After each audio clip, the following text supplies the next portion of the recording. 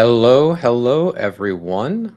Thank you so much for tuning back in to Pathfindings 2023, an amazing conference where we get to highlight and showcase the awesome game developer talent all around the world across the global south. Today is our second day of showcasing game developers across Latin America. Unfortunately, our first speaker had a family emergency today, and so we are wishing them all the best and hoping that everything is okay. With that said, we would still like to continue on presenting you with some great insights and information. So we're actually going to play a video from last year's Pathfindings, one of our favorites because last year our theme was folklore and mythology. And so we're going to get to revisit a little bit of the past before we continue on with some more amazing talks and presentations by our fantastic speakers. As a reminder, Pathfindings in 2023 is a little bit different this year. We're taking an approach where we are showcasing two developers and their topics of choice, and then going to our Discord at IGDA to further discuss these topics, dive deeper, ask questions that you didn't have a chance to ask in the panel discussions. So please do join us on our Discord in our Pathfindings Roundtable channel. We'll be posting the link throughout the event here today. If you have any questions at all, please send it to us in chat so we can see them, highlight them, and if our speaker has time during their presentation, we can get to them. If not, then they will be great starting questions for our roundtables. Now, without further ado, I am Dr. Jake Invella, the Executive Director of the IGDA, the International Game Developers Association. We work very hard to support and empower developers all around the world in achieving fulfilling and sustainable careers. If you've not come across the IGDA before, we'll tell you a little bit more about the IGDA throughout this Pathfindings event. But without further ado, I'm going to go ahead and transition us into last year's talk, which actually, by Diego Rodriguez, I think it was our first talk of last year as well. So we will get that set up here in just a moment. Stay tuned, and we'll see you soon. Thank you.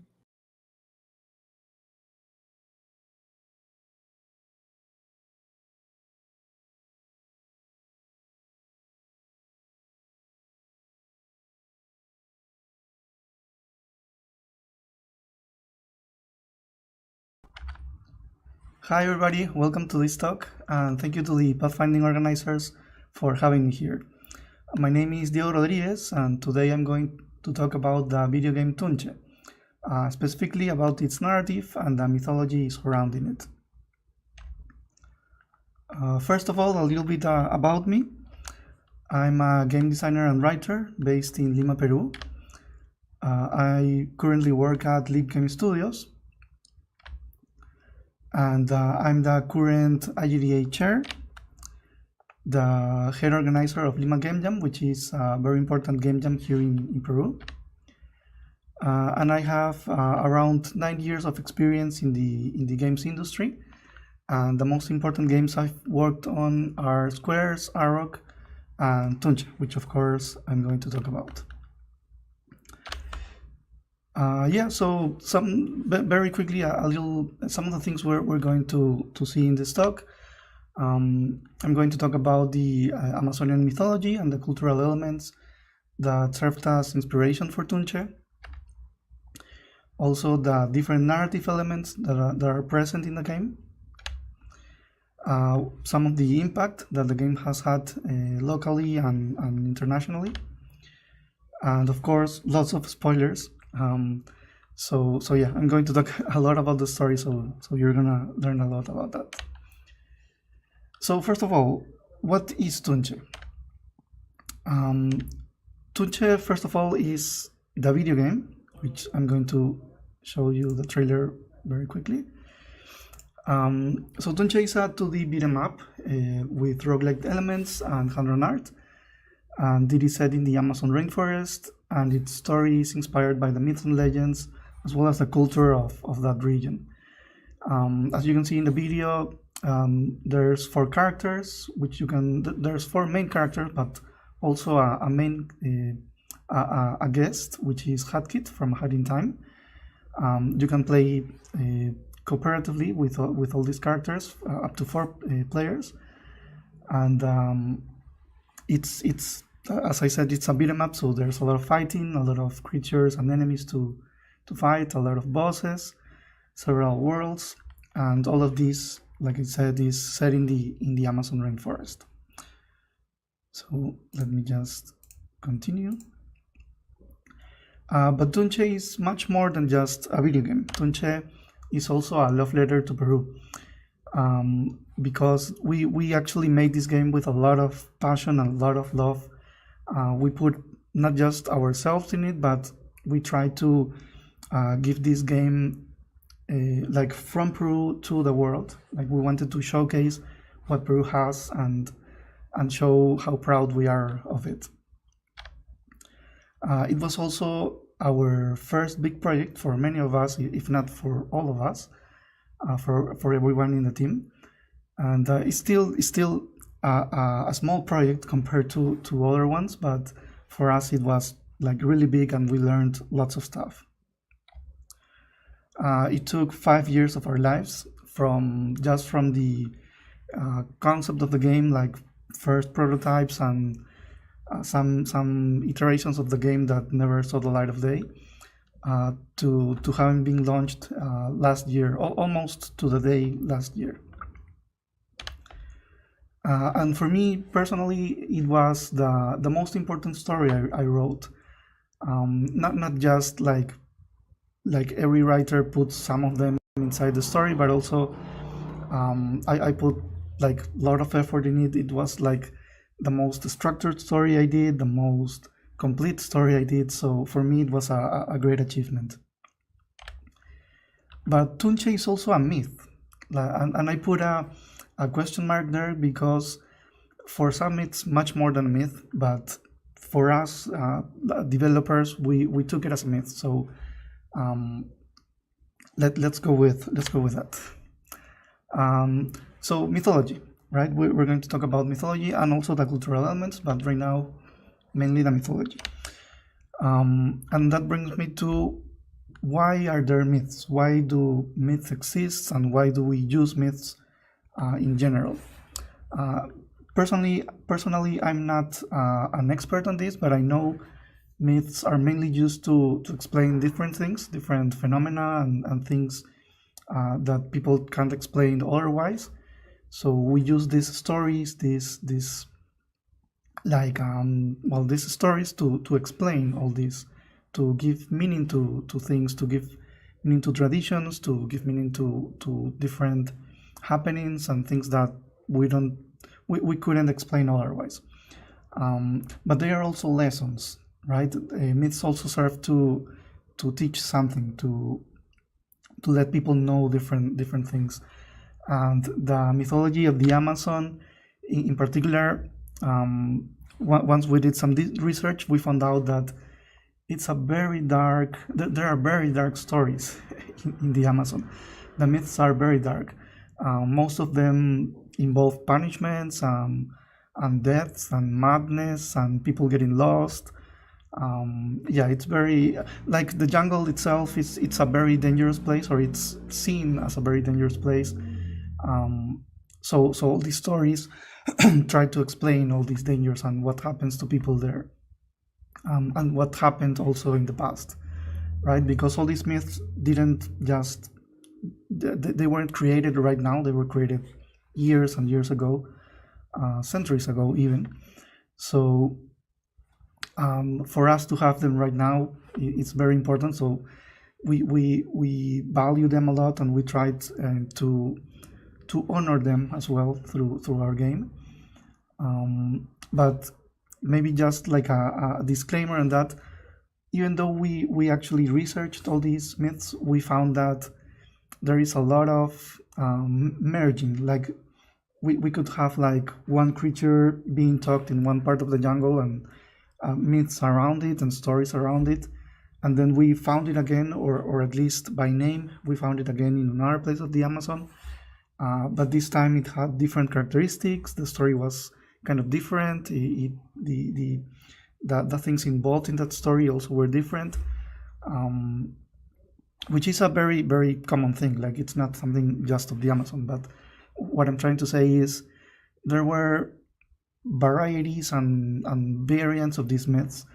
So even though we tried to put all of that on our game, we were trying to make it as simple and as straightforward as we could, so people could understand that the story, and the myths could be featured in a very straightforward way.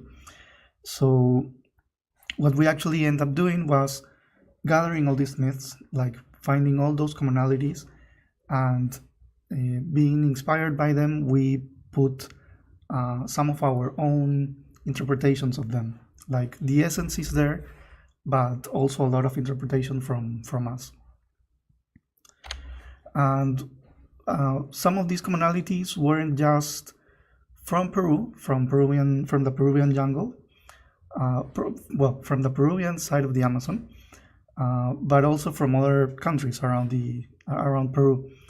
So one decision we made early on was not just to focus on the myths of Peru, but also how these myths were seen in other parts of the Amazon, other countries of the Amazon, other countries that were part of the Amazon. So there's a lot of Brazilian myths also in there, for example. And yeah, I'm going to stop for a while in this slide. These are our 5 main creatures of the game, which are just in that order: Mapinguari, Botu, Runapuma, Yakuruna, and Tunche, which are probably very strange sounding names, at least they were for us at the beginning. And they are 4 of them are our main villains of the game, the main bosses. And then we have Tunche, which is more of a neutral creature in this world. So let me just tell you a bit about each of them and how the mythology, how we brought the mythology into this game. So first up we have Mapinguari, which is this sloth-like creature with kind of a mean face. And we found a lot of information about Mapinguari, and they tend to depict it as this sloth-like creature, this like huge giant creature that roamed the jungle. And there's actually like a real creature that existed in prehistoric times that resembled this creature. So maybe people thought of it like they associated that creature with Mapinguari, and they gave it that name. But there was also another variant of this myth of this creature, which is also called Mapinguari, and which comes from Brazil, which is very, very different from this. It's more like a humanoid creature with only one eye, and a gaping maw on its chest. So much more like dark and scary. And what we brought to the game was like I said, a mix of those 2 things. It's more akin to the sloth-like creature, but it also has like one eye. Well, it has 2 eyes actually, but the first concept had only one eye, and it also has this mouth on its chest. And it was very fun to work around that, because when we were thinking of the mechanics of the game and how we could bring this creature to life, we like thought of all the characteristics that we found on these myths. So it was really fun to like bring that and try to play around with that.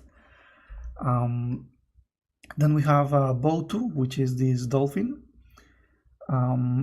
which for many people, like, dolphins are very cute, and of course for me as well. But in the Amazon, and Botu specifically, is seen as a very, very evil creature, like a very mean and evil creature, almost like evil incarnate.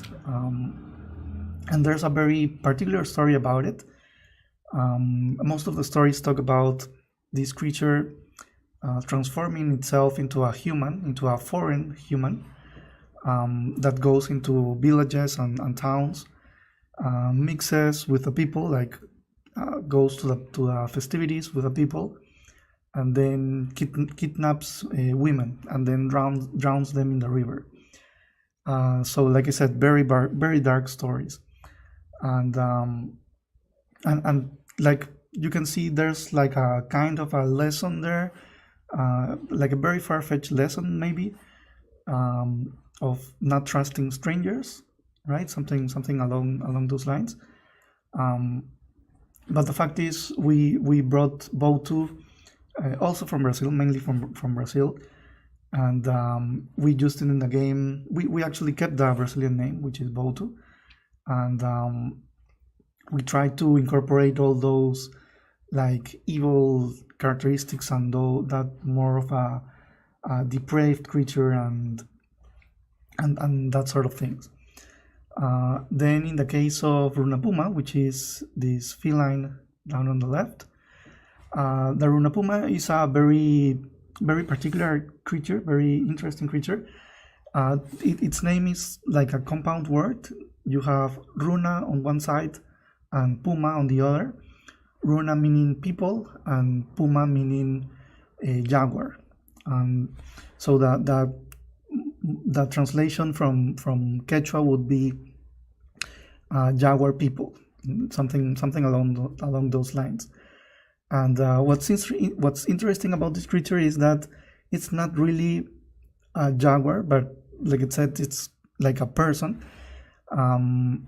The stories mainly talk about these sorcerers, these people that use dark magic, and they invoke demons, and these demons give them the ability to transform into creatures, and in this case they transform into black jaguars. And well, there's lots of stories, very different stories about these creatures, but the main thing is that, like, that's the essence of the Runapuma, of the jaguar people.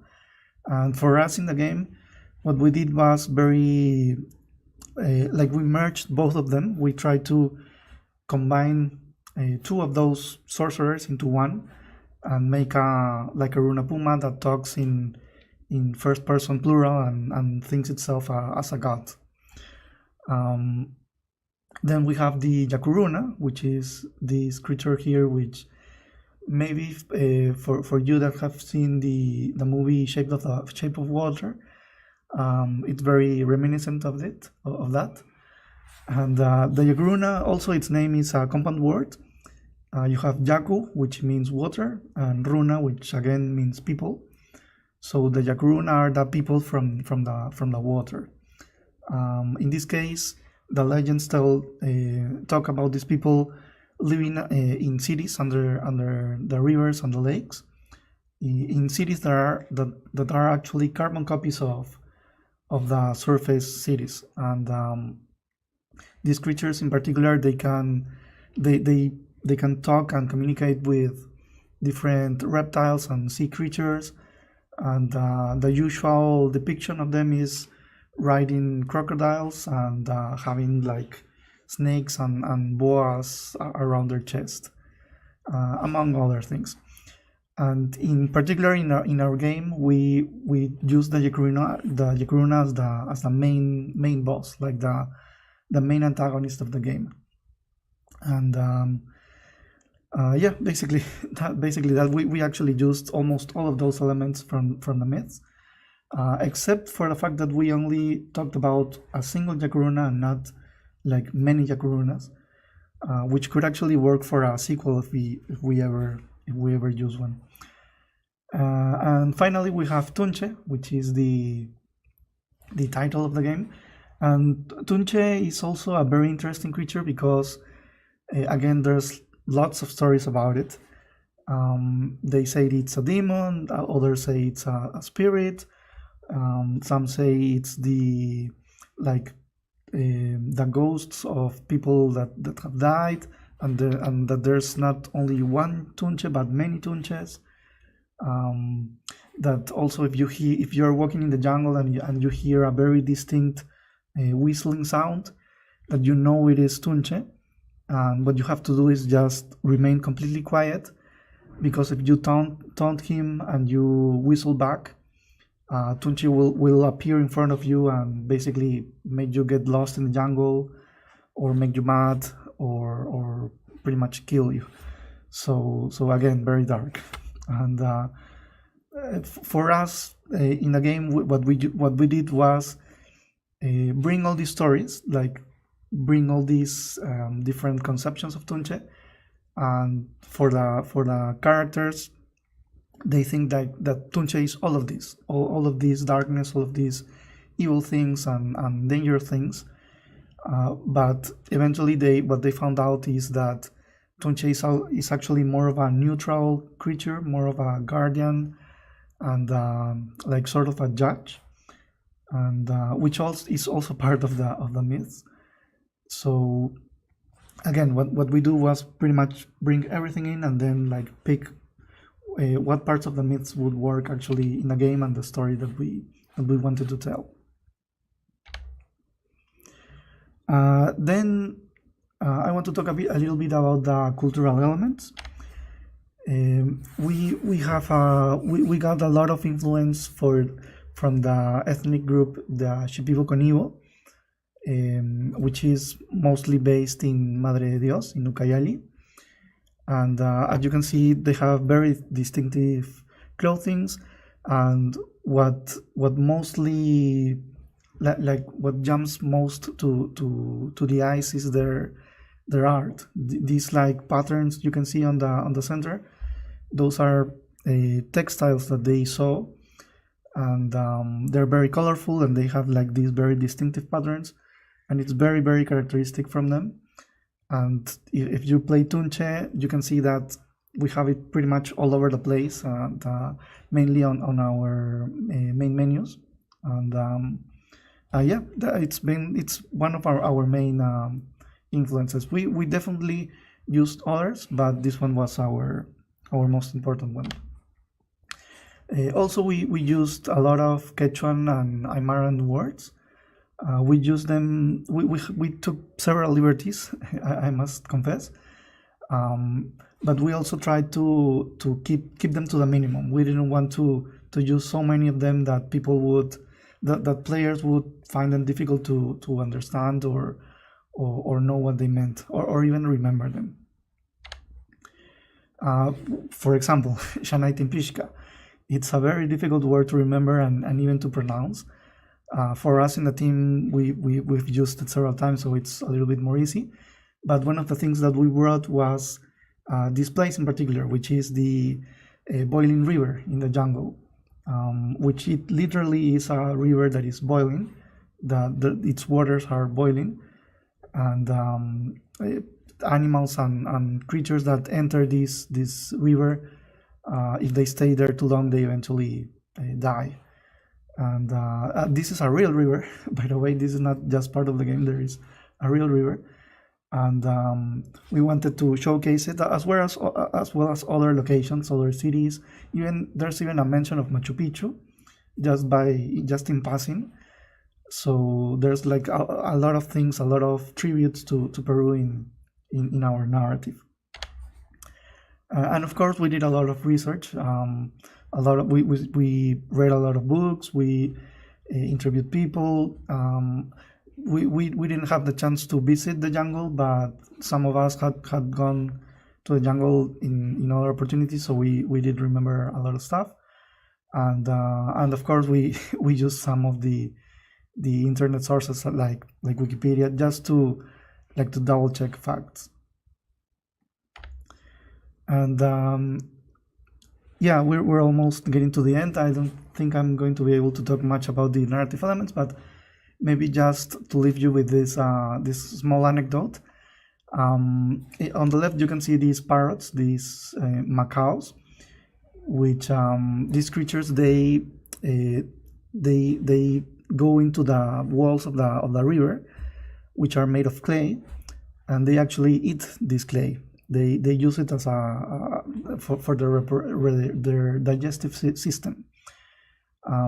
So this very particular fact, we used it in the game. We some of the one of the NPCs like talks a little bit about this, and as many of you maybe or probably do, once we launched the game, most of the team started looking to the different streamers that started playing the game and talking about the game, so we could like see what they thought about it.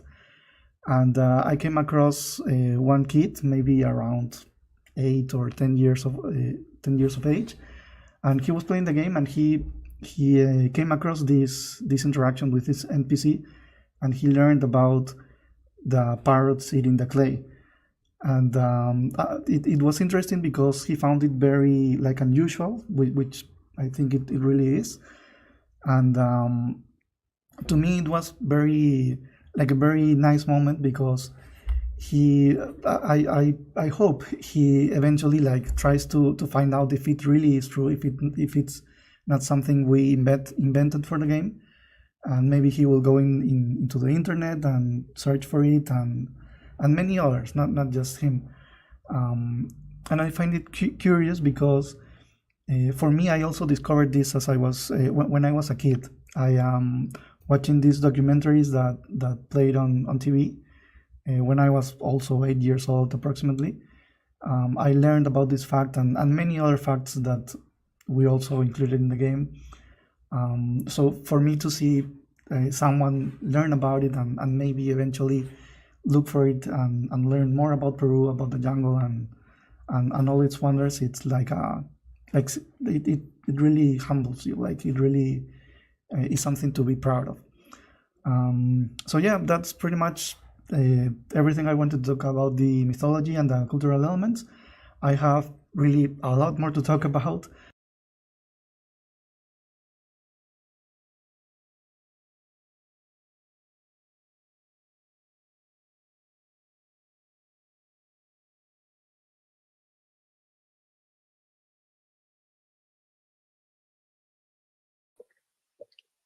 All right. Hopefully everyone can hear me. Sorry, having some technical difficulties there on my PC. Diego, that was amazing. We were so fortunate to have Diego present this to us last year in 2022's Pathfindings, because our first speaker for the morning had an emergency to tend to. We wanted to play something back to reflect on the past, and that was one of a great talk by Diego. Especially, I love learning more about the folklore, the mythology behind the narrative, and it's just super interesting. Speaking of super interesting, especially for those of us who like music as well, as you might know, I'm also a musician and composer myself. Our next speaker will be talking about adaptive music, and we're very excited to play to have this really cool adaptive music oversight and insights that we're going to get. So without further ado, we're going to take a quick break, and then we'll transition into our next speaker. Again, if you have any questions during these presentations, please put them in the chat so we can highlight them at the end of the talk, or we can wrap those conversations up in our Discord roundtable, which we will have at the end of this next speaker. So give us just a minute while we do some transitions, and we'll be right back.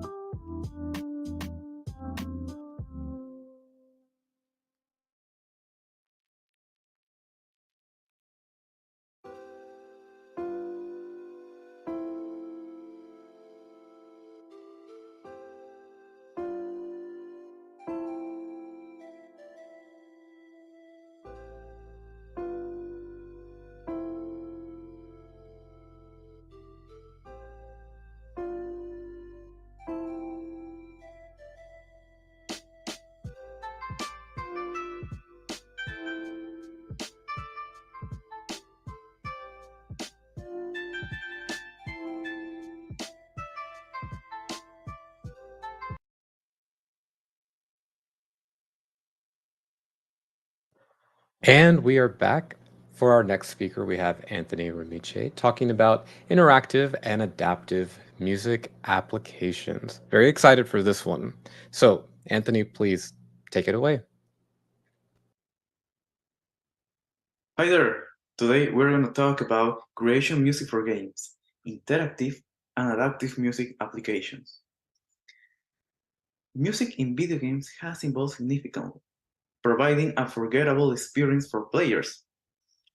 While technical terms are not yet standardized, experts share certain definitions. Today we will explore interactivity, adaptability, and linearity in video game music, along with key techniques and considerations. We will understand why and how these forms of music are crucial for games, their requirements, and the creative opportunities they offer. I'm Anthony Romiche from Peru, a passionate music composer with a rich background in video game industry. My journey began with bachelor's degree studies in music composition at Peruvian University of Applied Science. I've collaborated with renowned indie video game studios, such as Mocha Games, Bright Doritos, Indare Studios, Silent Studios, and Rebel Rabbit, blending narrative emotions and dynamism in noteworthy titles. Currently, I'm pursuing a master's degree in music composition with new technologies at La Rioja International University from Spain. I direct the audio for Wild Space. I am an audio SIG leader at IGDA Peru and a teacher at Pro Music and Art.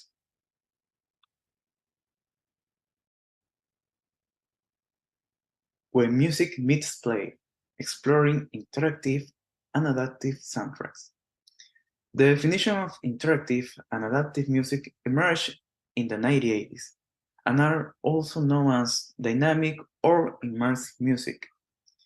Interactive music responds to a player's interactions, such as when you defeat an enemy in a shooter game and hear a powerful orchestra percussion section as a result. On the other hand, adaptive music is based on the game world's environments, like when relaxing music plays upon entering a cabin in a forest. Additionally, there's a third kind of music in video games, linear music, which plays in loop without changes, much like traditional songs. This music doesn't vary based on the player's action and is quick and easy to implement. Syncing player and music, strategies for interactive and adaptive scores. Within the realm of playing interactive and adaptive music in video games, we find 5 creative techniques for implementation that responds to the player's action. One of the most well-known techniques derived from cinema is Mickey Mousing, which emphasizes the events of the scene in an exaggerated manner. A classic example can be seen in Mario Bros., where the main character's jump results in a rhythmic change in the background soundtrack. The 5 key implementation techniques are horizontal resequencing, branching, stinger, vertical remixing, and procedurally generate music. Throughout this section, we will explore each of these techniques with musical examples. Horizontal resequencing. Horizontal resequencing is a technique that allows for a continuous and seamless transition between musical segments in a video game. This is achieved by subtly changing from one musical track to another, marked by digital points that indicate when the change occurs. These markers can be placed at any bit of the music, at the beginning of each measure, or at specific points within the composition. To ensure a smooth transition, crossfades are used, as shown in the figure, where the volume of the first version of the thing gradually decreases, while the volume of the second version gradually increases. Additionally, the changes can also be synchronized with the end of a musical phrase to ensure a perfect transition. Let's see the following example.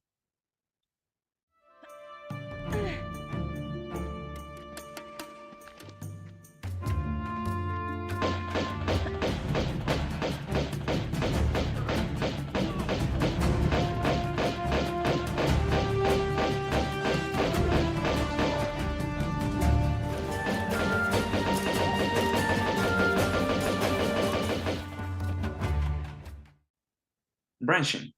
The branching technique is a sophisticated strategy in video game music composition. In this technique, the composer creates an instrumental section that can be followed by several additional sections, depending on what happens in the game. To achieve a seamless transition, the music must be composed in such a way that at any moment, one musical section can be interrupted and replaced by the beginning of another. This illustrates in the figure showing a branching map of musical possibilities in a video game. The player can transition from section A to section B1, B2, or B3, and then to section C, or vice versa, generating unpredictable changes in the musicalization. For this technique to work effectively, it's essential that the compositions share musical similarities in rhythm, melody, harmony, and textures, so that the changes do not feel abrupt to the player.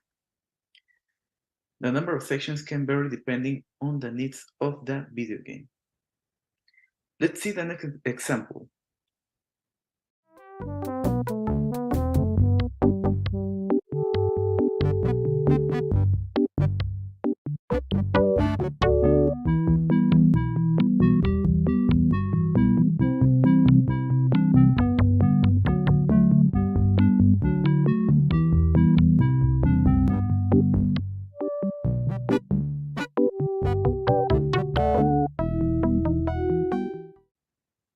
Stingers.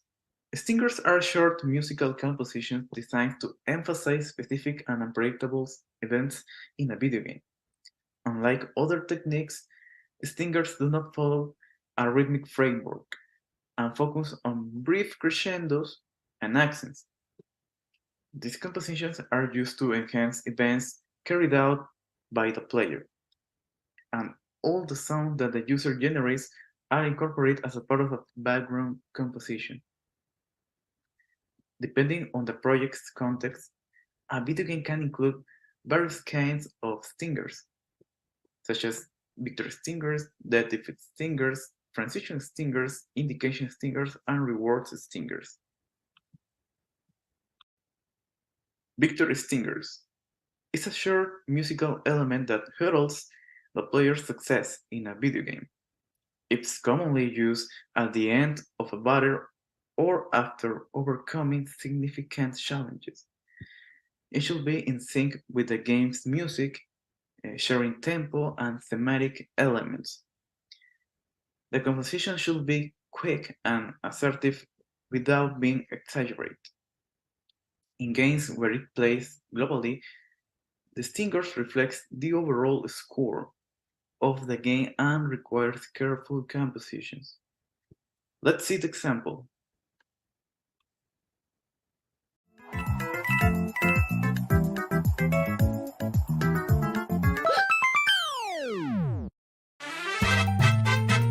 Oh yeah, Mario time! Death Defeat Stinger.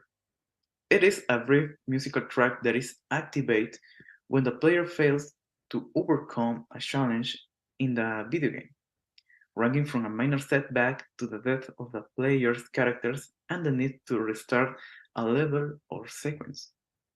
In some cases, this stinger interrupts the combat music at the end of a battle when the player is defeated.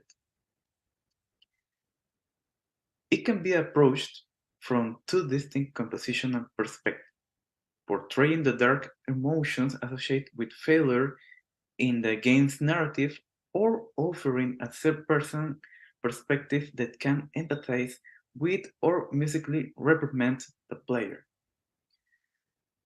Generally, it is short and discreet, especially if it plays globally in the game, unless the game has a humorous focus or aims to make the players that fun.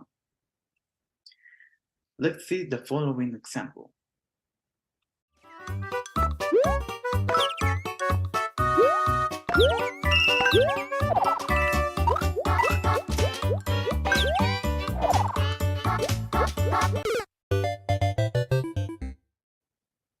Transition stinger.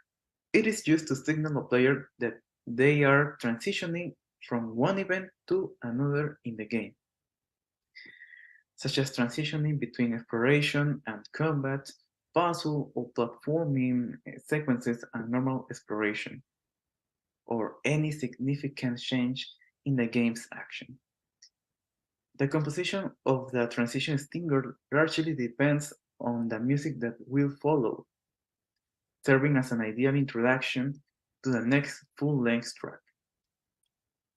When used globally, these stingers are composed more generally, expressing a sense of alarm in transitions to action tracks, or a universal full action that works to smooth the transition from high to low energy. Since the tempo and key of the next track cannot be predicted, transition stingers may take an autumnal approach or lack a perceptible meter to adapt to any context. Let's see the next example.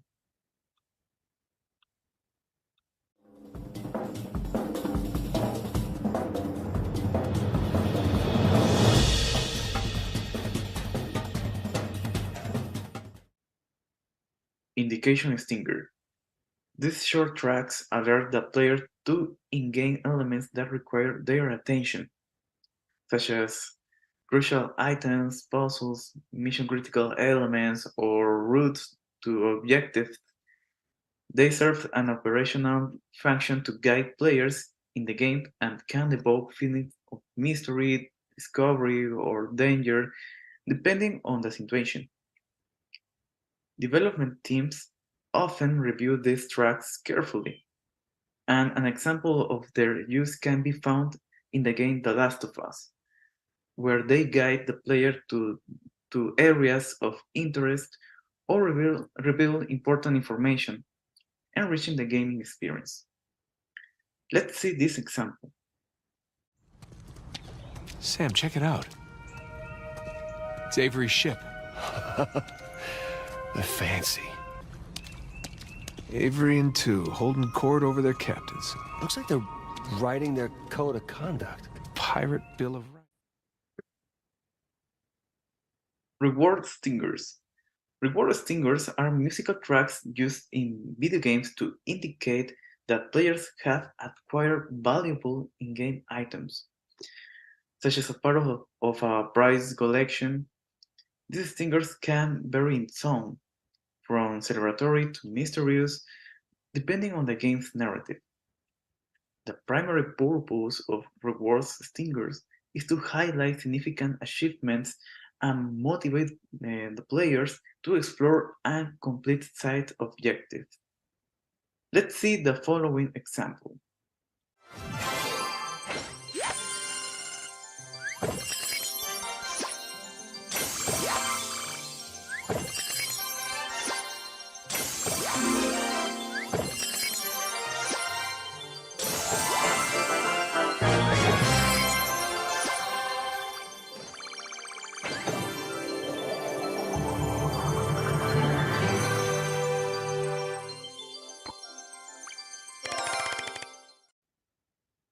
Another interactive application is vertical remix. Vertical remix, also known as vertical layering or vertical reorchestration, is a composition technique used in interactive video game music. It involves the simultaneous playback of multiple independent audio tracks, layering them in synchronized layers. Interaction occurs by manipulating these layers independently. allowing the music to adjust in real time to the player's actions. For example, as a player progresses and overcomes obstacles in the game, layers of music are activated and deactivated to increase intensity and immersion.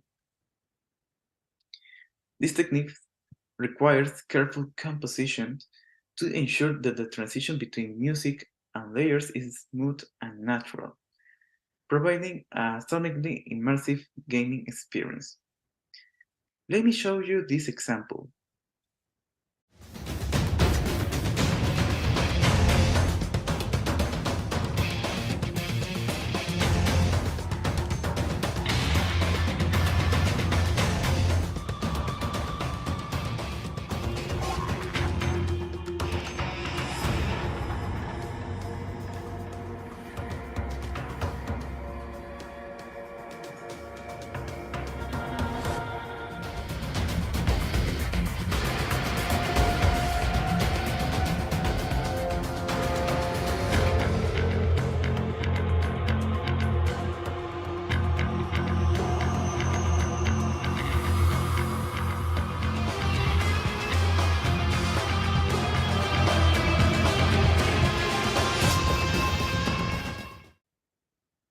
Procedurally generate music. This technique uses software rather than a composer to create music in real time based on the player's action. The software relies on pre-programmed parameters in MIDI format and sound provided by a programmer. It can emulate the composer's musical style and generate percussion rhythms and sound effects known as stingers that precisely adapt to the player's actions. While it offers a dynamic and unique soundtrack in each playthrough, the main challenge is to make this procedurally generated music sound cohesive and musical despite its random nature. An example of this technique can be found in Rise of the Tomb Raider, where the music is generated in real time in response to the player's actions. For instance, the hi-hat rhythm matches to the player's stealthy steps, and when the player detects an enemy and prepares to attack, a taiko drum is triggered to intensify the music. Each player action results in specific changes in the music, creating a highly interactive sound experience. Let's see the final example.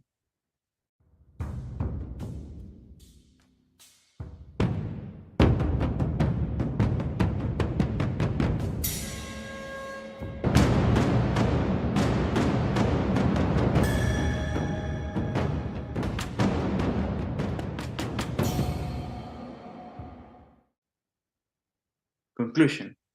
In summary, interactive and adaptive music in video games provides a unique immersive experience by allowing the music to respond to the player's actions.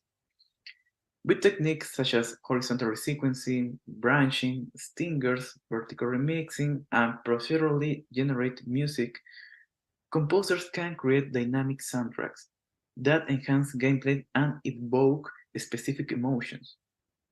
This interaction between music and the player has elevated video game music to a new level and has become a common feature on a variety of platforms.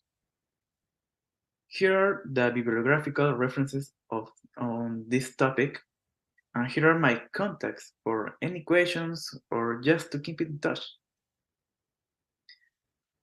And remember, if you can imagine it, you can sonorize it. Thanks.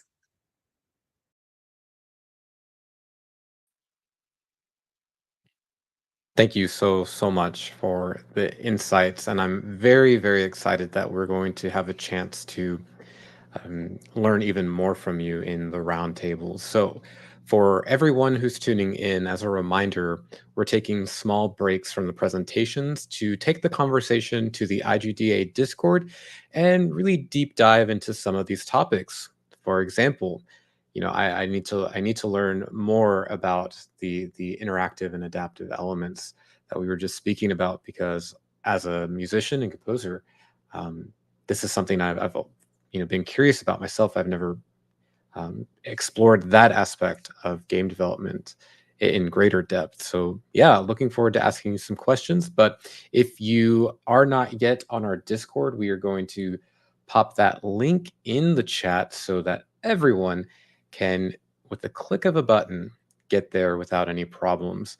And we will be hosting this roundtable for, let's see, it'll be for about 1 hour, 45 minutes, and then we'll wrap up the conversations and take it back to the stream. So let's get that link here in our chat. And if anyone has problems accessing the Discord, just feel free to, again, post any questions here in chat and we'll be able to see them and help troubleshoot anything. But you should be able to just hop on in that Discord, get onto the stage. And then if you have any questions, all you have to do in Discord is click the raise hand button and the moderator will be able to click on you, invite you to speak onto the stage, and you can unmute your mic and put your camera on if you'd like. And yeah, so looking forward to speaking to some of you in more depth here for about another 45 to 50 minutes, and then we'll return here in about 1 hour for the continuation of some amazing and insightful talks from awesome game devs across the global south. Thank you, and we'll see you soon.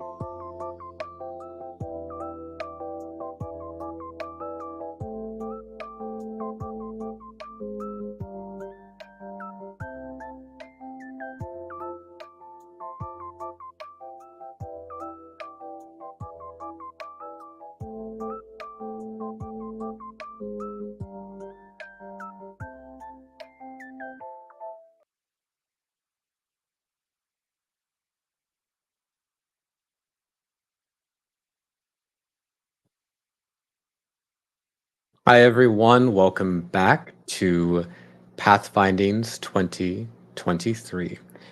We are so excited to have our guest, Andre Moreira, come back with us with some more insights and more legal knowledge and legal competencies regarding the games industry. But this time, the focus of the conversation will be around IP and esports, their interconnections, intersections, and the importance of legal frameworks with regard to esports and how that differs a little bit from other sports markets. So we will be right back with Andre's talk on IP and esports. So hang tight, grab some water, coffee, whatever you might need, and we will get started very shortly. Thank you.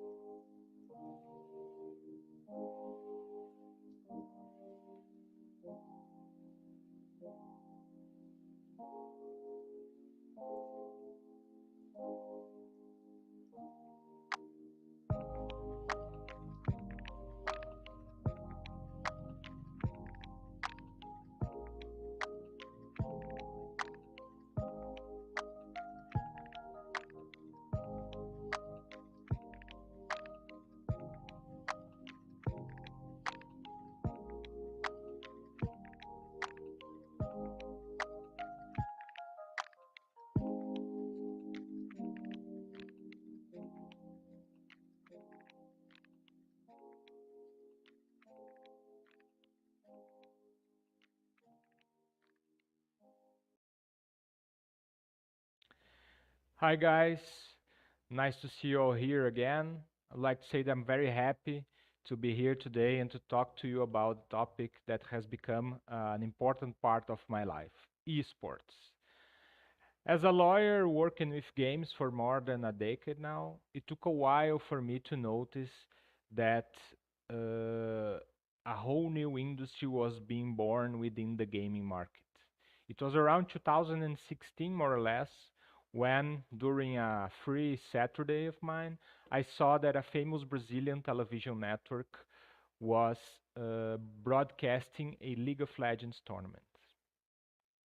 As someone that also worked with traditional sports clients at that time, 7 years ago, I understood that if the esports industry really existed, my legal background with games and traditional sports would give me an excellent opportunity to exploit this market. And happily, that was exactly what happened. Nonetheless, I really became a huge fan and an enthusiast of this competitive scene. As a legal professional, however, the thing that most attracted my attention was the legal challenges arising out of this industry, since everything was new and we had zero precedents to address potential issues related to esports. In this, one point of clear conflict caught most of my attention: the relationship between esports and intellectual property. We shall talk about this soon. But first, let me present you a little bit of the sports market so we can all depart from the same point. Well, let's establish a concept first. What is esports? In my understanding, that's how we call video games being played in a competitive way through tournaments, leagues, competitions, played by professional and non-professional players. We even might call them athletes, or as some ancient lawyers would like to call, cyber athletes. So, first thing that should be highlighted here is that esports are not games. Games obviously are the main asset in the esports industry. The latter could not exist without the former. However, esports is a branch of the gaming market that I I believe I can say that already became an independent industry with its own dynamics and purposes. Today, we have multiple esports modalities: MOBAs, FPS, Battle Royale, card games, fighting games, and even games based on traditional sports. The origin of this industry is pretty hazy to me. We can find different suggestions among experts that study this phenomenon. Most of them, however, attribute the origin of esports to the groups of gamers that, on late 80s and early 90s, got together in different places and conventions and organized tournaments with zero professional and economical intentions. The prizes given to winners, if any, were usually PC components and games copies. However, on the late 90s and early 2000s, things took a different path. Game developers and publishers understood the huge marketing potential that this competitive scene had to promote their games and started building and supporting what we now call esports. It's important to say too that social networks and content platforms had an important role in this movement. Today, we are talking about an independent industry still in its initial phases and perhaps passing through one of its first crises, but an industry interesting in several ways. We are talking about a billionaire market, and here we are just considering revenues directly related to esports, with a huge audience that is increasing year after year. And in Brazil, for example, we have more than 12 million enthusiasts, people that daily consume esports content. The prizes in the esports industry are also indicators that show how this market is growing. We have tournaments with prize pools that supersede traditional sports competitions. A special mention we should make to the international, the Dota 2 Major Championship, that on 2021 paid more than $40 million to its competitors. And we are also talking about a market with organizations that reached an outstanding valuations like TSM, 100 Thieves, FaZe Clan, for example. Uh, in the last case of FaZe Clan, they even opened their capital in the stocks market.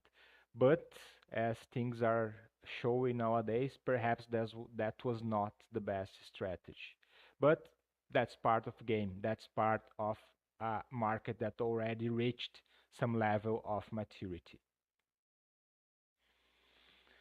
Now, I would like to present you a little bit of the relationships in this market. And I already apologize if I'm being too redundant for those who already know the esports industry, but I believe that this information is important for the main topic of this presentation. So here we see a rough design of the several stakeholders in the esports market. We have the players, initially amateurs and mere gamers, but now real athletes with training schedules, psychological support, good salaries, sponsors, and etc. Such players are hired by an esports organization, and here I'm using Isurus as reference, an organization for which I work as head of the legal department. At the beginning of this industry, organizations were usually founded by its own players, just as it happened with Isurus. But today, we see different kind of people starting their own organizations. We see esports players, traditional sports players, investors, companies that are somehow interested in joining the esports market. So these organizations build teams dedicated to certain games, like the League of Legends, owned by the publisher Riot Games.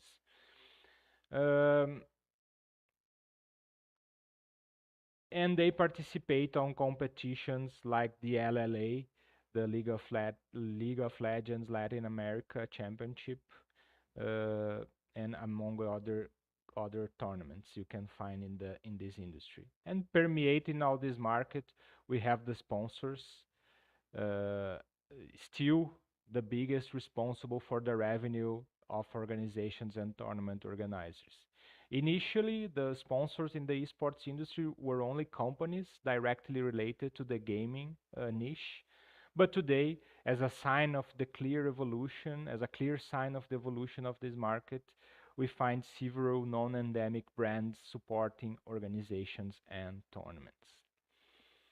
Another fact that is worth mentioning is the strategy adopted by a few brands that created their own esports teams, or that decided to buy the naming rights of pre-existing organizations to somehow attach their trademarks to the esports market.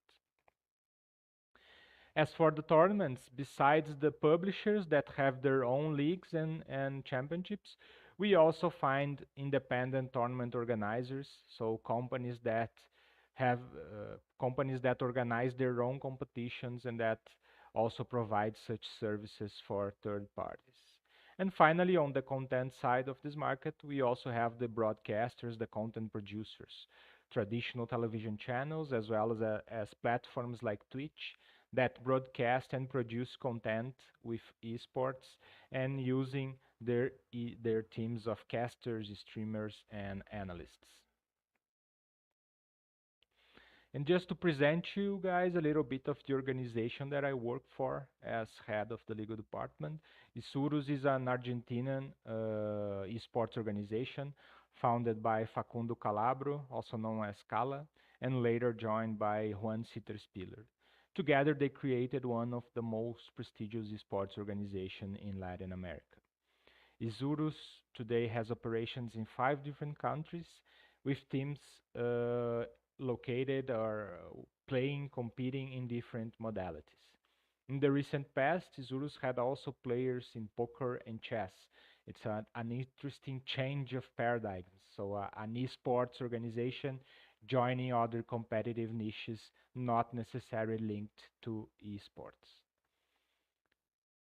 Nonetheless, as every organization in this market, Surus is also looking for the best monetization model. And today they have other initiatives in talent management, content creation, and events organization. And recently they even launched the Liga Valkyria, a League of Legends tournament for South and North America, exclusive for women and non-binary players. Now, reaching the central point of this presentation, the relationship between intellectual property and esports, I should first start with a question. Should we consider esports as sports? Well, there are several undeniable characteristics between esports and sports. As I mentioned earlier, we already have sports players with a real professional training routine. Uh, we have also, although we have some sports modalities that rely more on an intense intellectual activity, such as card games, we also have modalities in which physical efforts and reflexes are determinant in the player's performance, like in the FPS games. As another sign of these uh, undeniable characteristics between these two things, we also see the Olympic Committee considering the inclusion of esports in the Olympic Games. And recently, they even hosted what they call the Olympic Esports Series, a competition of esports linked to traditional sports modalities. Last week, you also had the opportunity to watch the Pan Am Esports, an event hosted in parallel to the Panamericano of athletics. Another sign of this close connection is we can see, at least in Brazil, in which esports projects were approved to receive public funding on traditional sports programs. And as another important result of this clear approximation between esports and esports, we have seen a lot of traditional sports teams developing esports projects within their initiatives. So a clear sign of this close contact between sports and esports. And finally, we see also governments promoting bills and legislative proposals that expressly recognize esports as a sport modality. We see this movement in Brazil, Argentina, Colombia, among many other Latin American countries. So, André, should we consider esports as sports? I'm pretty sure that all these facts shows us that they have a lot of things in common. They have a lot of similar characteristics, but I personally prefer to treat esports as esports. A new thing that clearly has a lot of similarities with the traditional sports scene, but with a few and relevant differences. Uh, And speaking of this, these legislative proposals we see popping out in several countries, like in Brazil, that simply that try simply to recognize esports as a sport modality without any set of specific rules and regulations, has the potential to create a huge problem. And which problem is that? Well, in the study of sports law, the traditional sports, we find a specific set of rules that we might call sports autonomy. Uh, that's set of rules and principles that is a set of rules and principles that permeate every aspect of the legal relationships within traditional sports ecosystem, whether in the professional, amateur, or even in the recreational fields. The sports autonomy establishes that people should be free to practice esports, even in a professional and for-profit manner. In Brazil, our general sports law, also called the Pelé law, as a reference for our greatest and most famous football player, such principles are totally absorbed in the rules consolidated in such legislation, as you can see in the slide that I'm presenting to you. In esports, however, we see a total different dynamic, since the esports have an owner. In other words, those games over which a competitive scene is created are permeated by intellectual property rights that belong to a publisher or to a developer. Intellectual property, for those who don't know or are not quite familiar with such concept, is a legal artificiality created to grant some sort of exclusivity for people and for companies that invested time, money, and creativity on the creation of certain assets. In the examples I brought here to you in this slide, we see, for example, the Brazilian copyright law that grants such exclusivity to authors who create certain works, just like the trademark law grants an exclusivity for those who register a trademark within our trademark office. This is what we see around the world in the corresponding IP legislation. Although each country has its own set of rules, the essence is more or less the same. And games, as you know better than me, are creations that are filled full with IP protected assets. So notwithstanding the IP legislation that creates this exclusivity over IP assets, as I mentioned to you in this copyright and trademark example, we must also mention that the rules created by the publishers and developers themselves for those who wish to use their games uh, also establish some kind of exclusivity and some obligational duties to those who who buy and who decide to use a game. And that's what we see in the terms of services, in the licensing terms, or in the end user license agreements, which uh, such documents are, in truth, actual contracts that regulate how players can use that specific game. And you can rest assured that an economical exploitation of a game, if not forbidden in such terms, is something that is extremely regulated. So, Andre, how does these characteristics affect the esports industry? Totally. It's the intellectual property that shapes the way that esports are professionally organized, in which esports are professionally organized.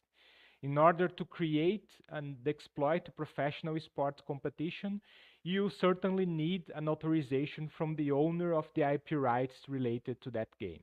Otherwise, besides committing an IP infringement due to the unauthorized use of such works, the risks of having your competition cancelled are real and concrete. In traditional sports, the sports autonomy principle allows anyone to commercially exploit a league, a competition, or whatsoever. And currently, as you can see here, we have mostly two models of competitions being used in the traditional sports segment: the federative system and the franchise system. The first one relies on federations and confederations that organize and manage a sports modality and create their own leagues with different divisions and promotions and relegations procedure. Something mostly seen in our football market in South America. On the other side, we have the franchise system like the NBA and MLS. Tournaments organized by entities formed by their own competitors' teams that have a share in that company, that elect its officers, share revenue arising of such business, and that create their own set of rules to apply in their competitions and within the relationships between that franchise system. Nevertheless, anyone interested in creating a football or a basketball competition, or simply creating a business over a sports modality like a software for football data, is free to do so. In esports, in electronic esports things don't work that way. Everything passes through intellectual property. And in esports, we mostly see three kinds of competitions being organized in this industry. A franchise system where the publisher is the main controller, an open format competition with the publisher as the main controller, and systems without the participation of a publisher, franchise, tournaments, leagues, and etc. The format adopted by the tournament organizer will totally rely on the publisher's tournament policies. On an extreme, we have, for example, Riot Games, a publisher that is pretty involved with the esports industry and that created solid leagues for its games, for its game League of Legends, with its own investments and obviously some sponsors. Riot Games sees, at least that's what seems to us, sees esports not only as a marketing tool for its games, but as a proper and independent business. Riot Games has created franchise systems for certain regions like Brazil, US, Europe, China, and has a strong control over such leagues, being the main controller of that specific project. As you might imagine, they are not very welcome to people that would like to create their own professional leagues, including involving the game League of Legends. So they have a strict set of rules and an application procedure in order to grant or deny a license for people that wish to organize a tournament with the game with their games. On the other extreme, we have Valve with a pretty open approach for people that wish to create and commercially exploit tournaments and events with their games like Counter-Strike and Dota 2. They just require a few things for people that are interested in doing such kind of venues, like the right to use the content produced and to broadcast the event. But they are pretty open in relation to those who want to create a tournament and commercially exploit that event with their games. Another facet of this clear conflict between intellectual property and esports relates to broadcasting rights. Just as the publisher owns the exclusive rights to commercially exploit its games, the rights to broadcast matches of that game are comprised within such exclusivity, especially if someone is earning money with that. In the esports law recent history, most specifically on 2011, we had an emblematic case involving the Korean Esports Federation and Blizzard. South Korea is known for being one of the early origins of the esports industry. They had, and they still have, obviously, a great tradition in that field. And the game StarCraft had an important role in this. When the StarCraft competitive scene was at its early stage, the Korean Esports Association organized tournaments and leagues with a relevant audience in South Korea. But Blizzard said nothing. When Caspa sold the broadcasting rights of its competitions to a television network in South Korea, Blizzard then took a move and told Caspa that they could not negotiate broadcasting rights related to its game without their authorization, without the publisher's authorization. This resulted in a lawsuit filed in US based mostly on an IP infringement claim, which ended in an agreement between the parties in which Caspa agreed on negotiating an annual license for broadcasting rights with Blizzard and with the obligation of inserting Blizzard advertisements throughout such broadcasts. Another case that highlights the way that IP molds the business structure of the esports industry can be seen in this EchoFox situation here. EchoFox is a US organization that bought a slot in the League of Legends Championship Series, the LCS, in North America, a franchise system managed by Riot Games. They paid $10 million for that slot. On 2019, an email sent by one of EchoFox shareholders was leaked, and it supposedly contained some racist insults directed to certain person. This brought a negative image to the League of Legends, to the league, the LCS, and to Riot, and then Riot Games took action and demanded that EchoFox kicked out such person from its organization. The problem was that such shareholder had relevant control over EchoFox company, and therefore it was almost impossible to kick that person out. Then Riot provided another option. EchoFox should sell its slot in the LCS, and this all resulted in a forced sale of such slot for $33 million.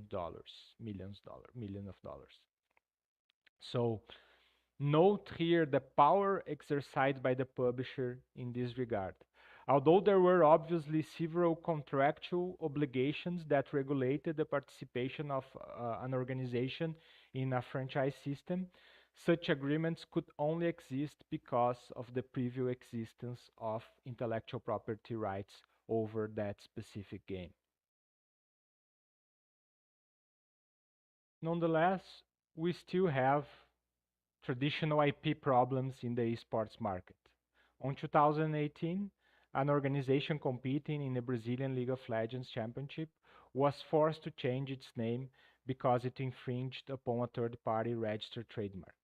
So, in the middle of the competition, the organization changed its name, logo, and every material that contained the infringing trademark.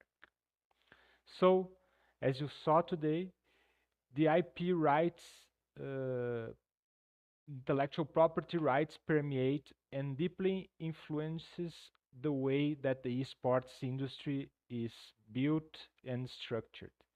Sometimes, however, such exclusive rights collide with the principles that regulate traditional sports, and perhaps even esports and its stakeholders, as we see in the cases that I presented to you today. So, should esports be equally treated as traditional sports? I believe not. There are a lot of nuances that do not allow such simple equivalence. And intellectual property is something that pushes us towards this perception and conclusion. Should, on the other hand, should IP rights determine everything and give full power to its owners to solve every situation in the esports industry? I also believe not. Once esports became a professional ecosystem with people that build their careers based on it, I think that a more flexible approach should be constructed. But that's a subject for another talk. Thanks again for your attention and feel free to contact me for further questions and doubts.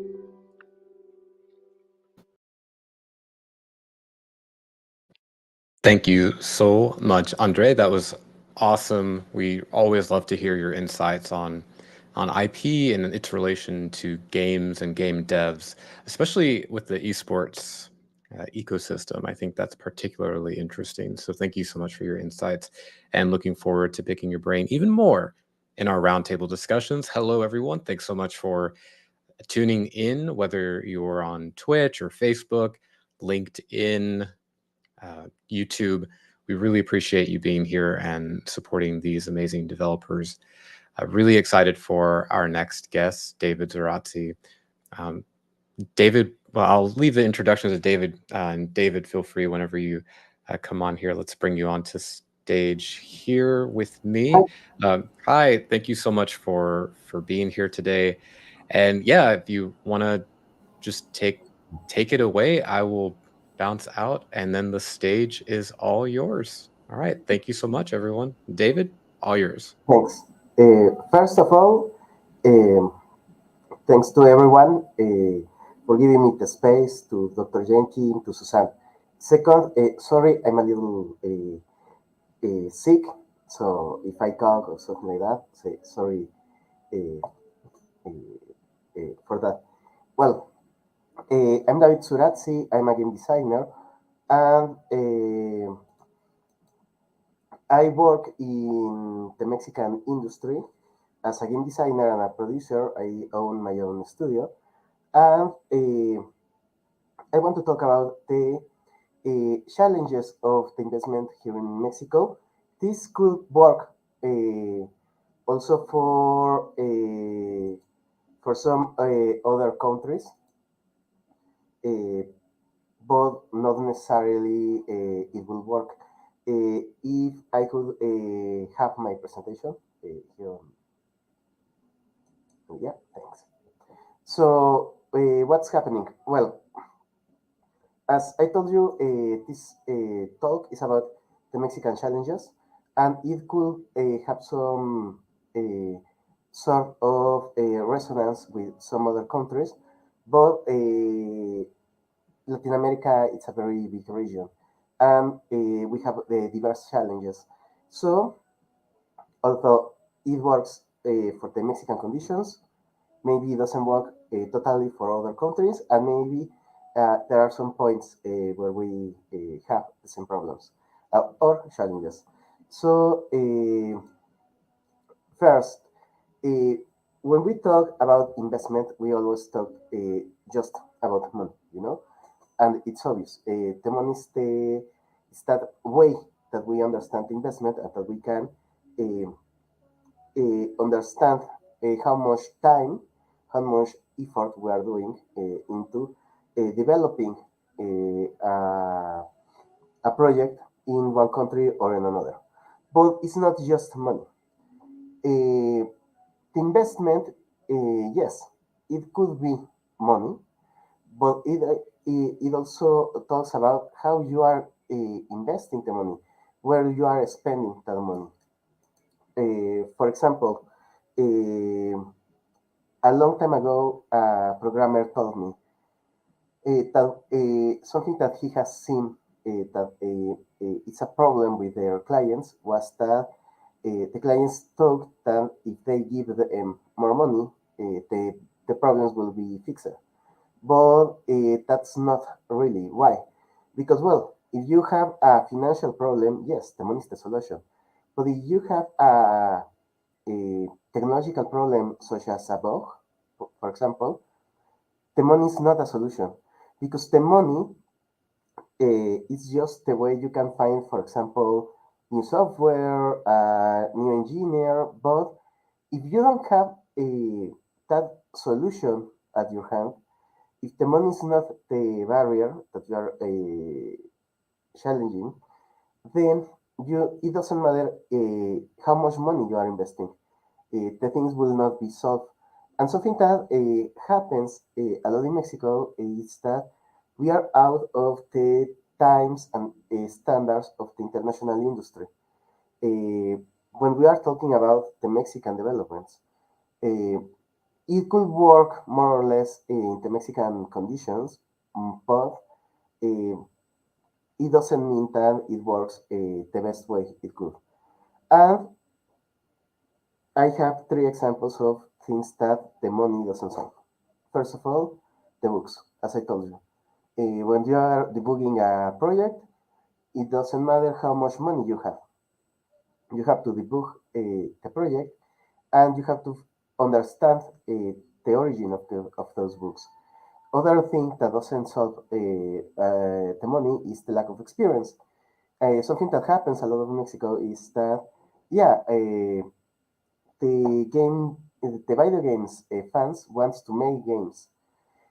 It means that, for example, we have lawyers, doctors, we have um, some kind of professionals in other areas who goes into video games, but they lack the experience of a audiovisual production, of a interactive production. So that lack of experience doesn't solve with money because we are a developing industry. We doesn't have the potence that we have, for example, in Germany, that we have in France. So that lack of experience is something that we cannot solve with money. And the lack of technology.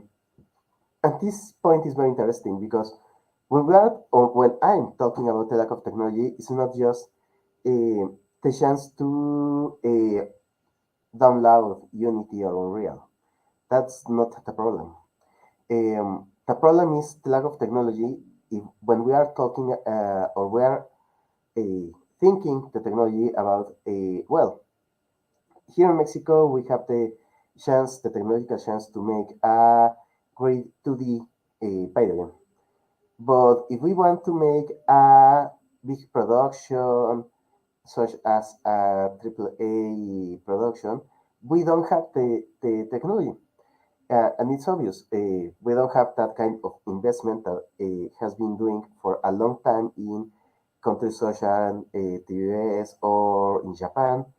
Uh, we don't have the technology in the fact that we don't have the knowledge of those expert engineers to solve those part of technological problems, such as, for example, motion capture. We have some studios with a little of motion capture here in Mexico, where we don't have the infrastructure that we have, for example, in San Francisco or in Seattle. It is obvious. But it's very interesting and it's very important to understand that, because when we know that we just have the infrastructure to create some kind of video games, then we can understand the chances, our possibilities to create a digital experience. Okay? So, okay, a technological problem may require that money because you need to buy new PCs, buy new equipment, to bring those knowledge from experts from the industry. But if you have the money but doesn't know where to invest that money, then it won't work. And it's something, as I told you, that it happens a lot here in Mexico. Uh, let's go with some context about Mexico.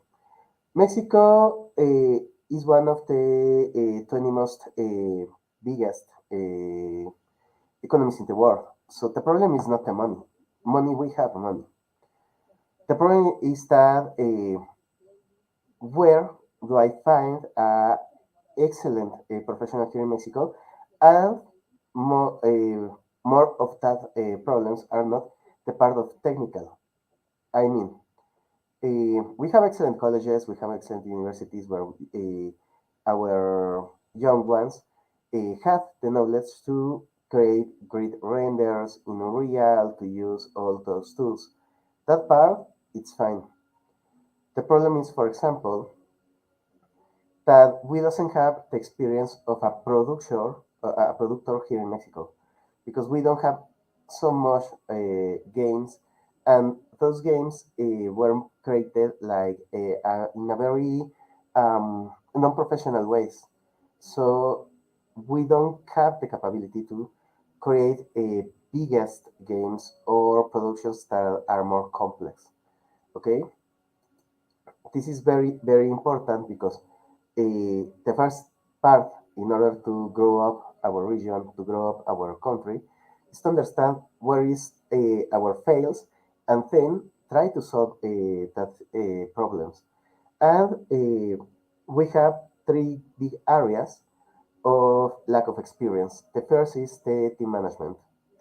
Um, Here in Mexico, we doesn't have this culture of working in team.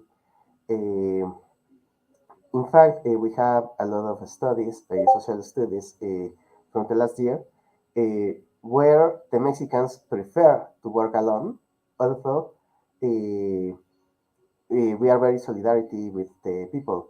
We are very nice with the soft skills, but in the part of the work, we doesn't like to work with others, and that's a problem because if we don't have that team culture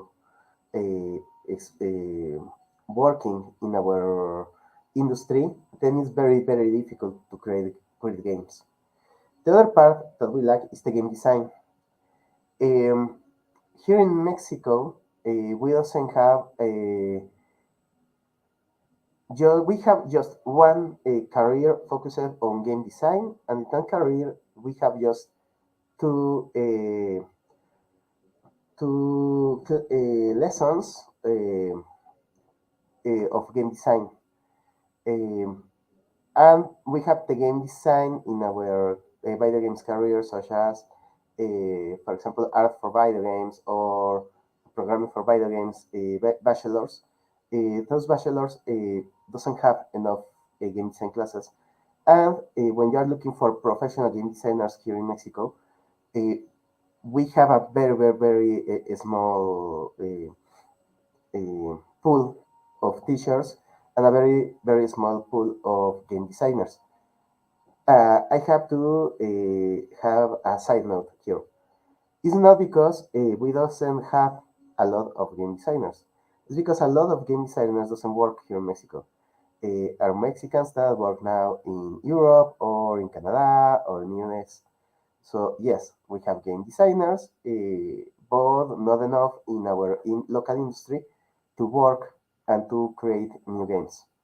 And the last part is the production management.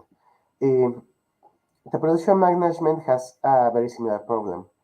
We have very few lessons in our bachelor's degrees here in Mexico about production. In fact, we don't have none a bachelor degree about production for video games, and also the few professional producers in Mexico or from Mexico are now working in other countries, and here in Mexico we doesn't have enough to sustain our industry. What happens when these problems? Well, obviously, when we are looking about the video games in Mexico, they have game designers, they have producers, and they have a team and managers. But because of the lack of experience and the lack of professionalism in this part, then we have a problem of cause and effect. Because if we lack the training of managerial positions, then we have a very violent um,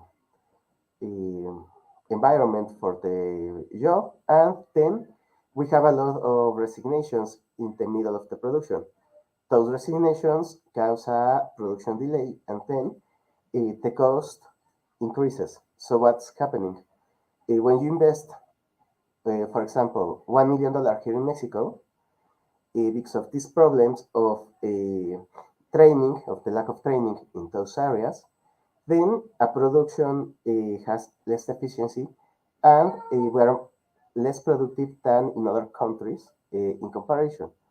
Uh, just to give some numbers, uh, if we have mobile games from 4 to 6 months of production in the international uh, in the international industry, here in Mexico, we have the production of one mobile game from 12 to 18 months.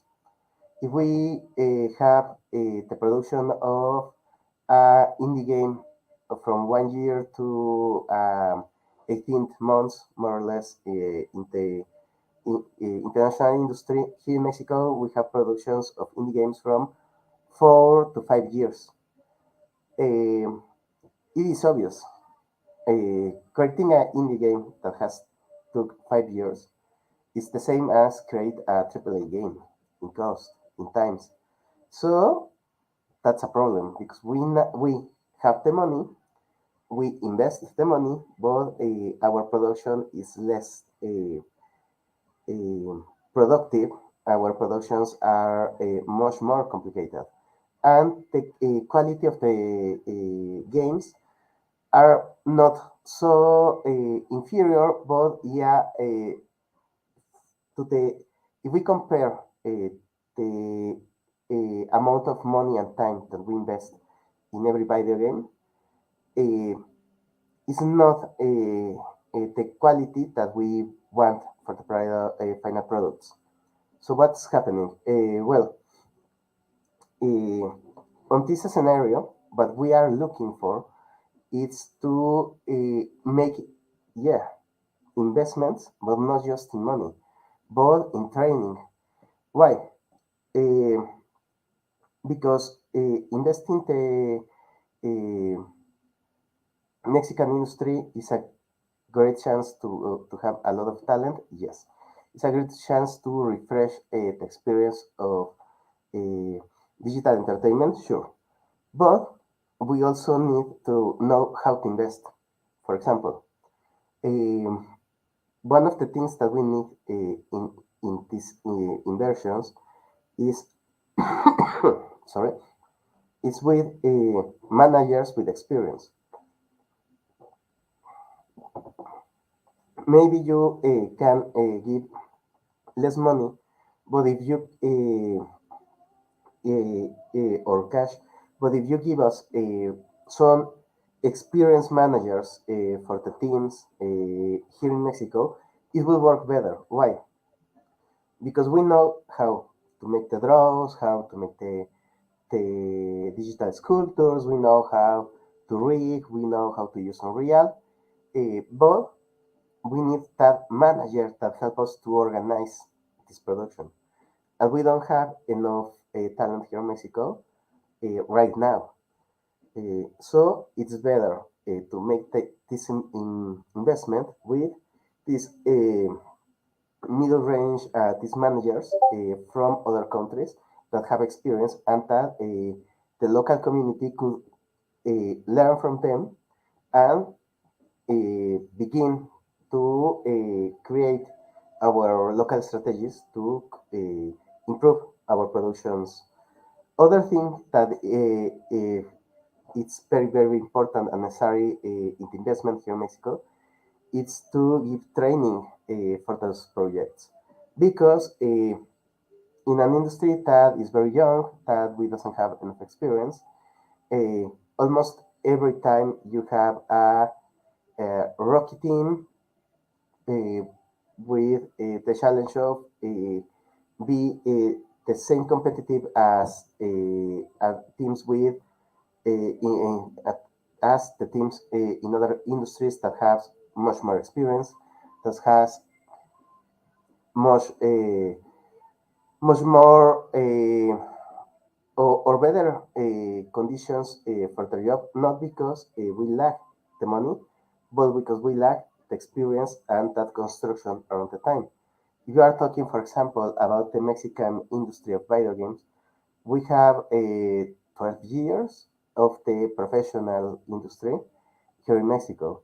We had other attempts from other years in the 90s, for example, but we're not professionals. As an industry, we are very young. So close the gap between the knowledge and the process here in Mexico and the industry means not just give money. It means to take a new focus and be much more focused on the training of the local developers in order to give a better perspective for the future of our industry and to bring those uh, those value to the international industry. Um, I want to close with this the best way to harness the talent and the creativity of the Mexican developers is by investing in their working condition and improving their managerial skills. It is very, very important because when we're talking about the cultural richness of Mexico, if we are talking about that potence of the Mexican creativity, we all know that we have that value. We have already examples in the movies with Coco from Disney, with Guillermo del Toro, Cuarón, and those movie makers. But in the video game industry, we need to create a structure around the Mexican community in order to bring those talents to the international industry and to make them bright. And what we need is that structure of knowledge, is that structure of chances to bring those talents. And I want to look at this in a very economic way. Uh, if you are want to generate wealth from the developing countries or industries such as Mexico or Latam, yeah, we can do it. We can generate a lot of richness, wellness for the whole industry. Uh, but we need those help, we need those nutrients to our industries. And the best way to improve us is to give us the chance and the opportunity to have and to solve our internal problems, this gap of the lack, as I told you, the lack of experience about the team working, this gap that we have, to close this gap that we have in the production management in order to bring those talents.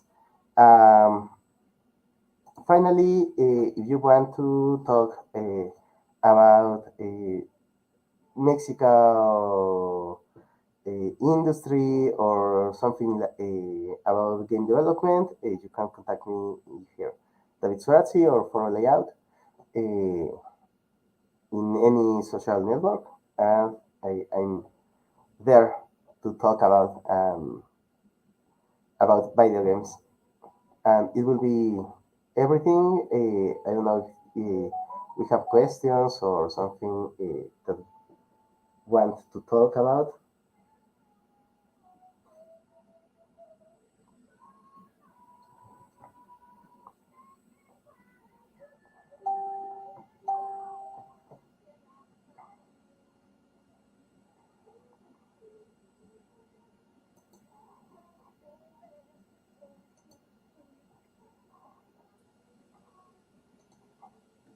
David, thank you so much for that overview. Really awesome stuff, and I think you have such great connections and insight, and you're like really helping us connect to what's going on in your local ecosystem as well. So thank you for the insights. Um, I believe you'll be around for the roundtable discussion. So perfect. So with that said, we will go ahead and transition to the roundtable discussion. David Zarazzi, thank you very much. I will get you offloaded there. Perfect. And thank you everyone for tuning into that amazing talk. Please continue the conversation in our roundtable discussions on Discord. I will go ahead and put the link here in just a moment. But the roundtable discussions will be both with David and I believe Andre is going to be available as well. And so if you have any questions, if you want to talk about any of the particular topics in further detail or share your own personal experiences about those particular topics, please join that roundtable discussion. And you'll be able to find that link here in chat right now. With that said, I will see you all in an hour as we continue the next set of presentations. But again, hop into that Discord and ask your questions or just introduce yourself to the speakers and to some of our IGDA community members. Thank you, and we will see you very soon. Thanks, everyone.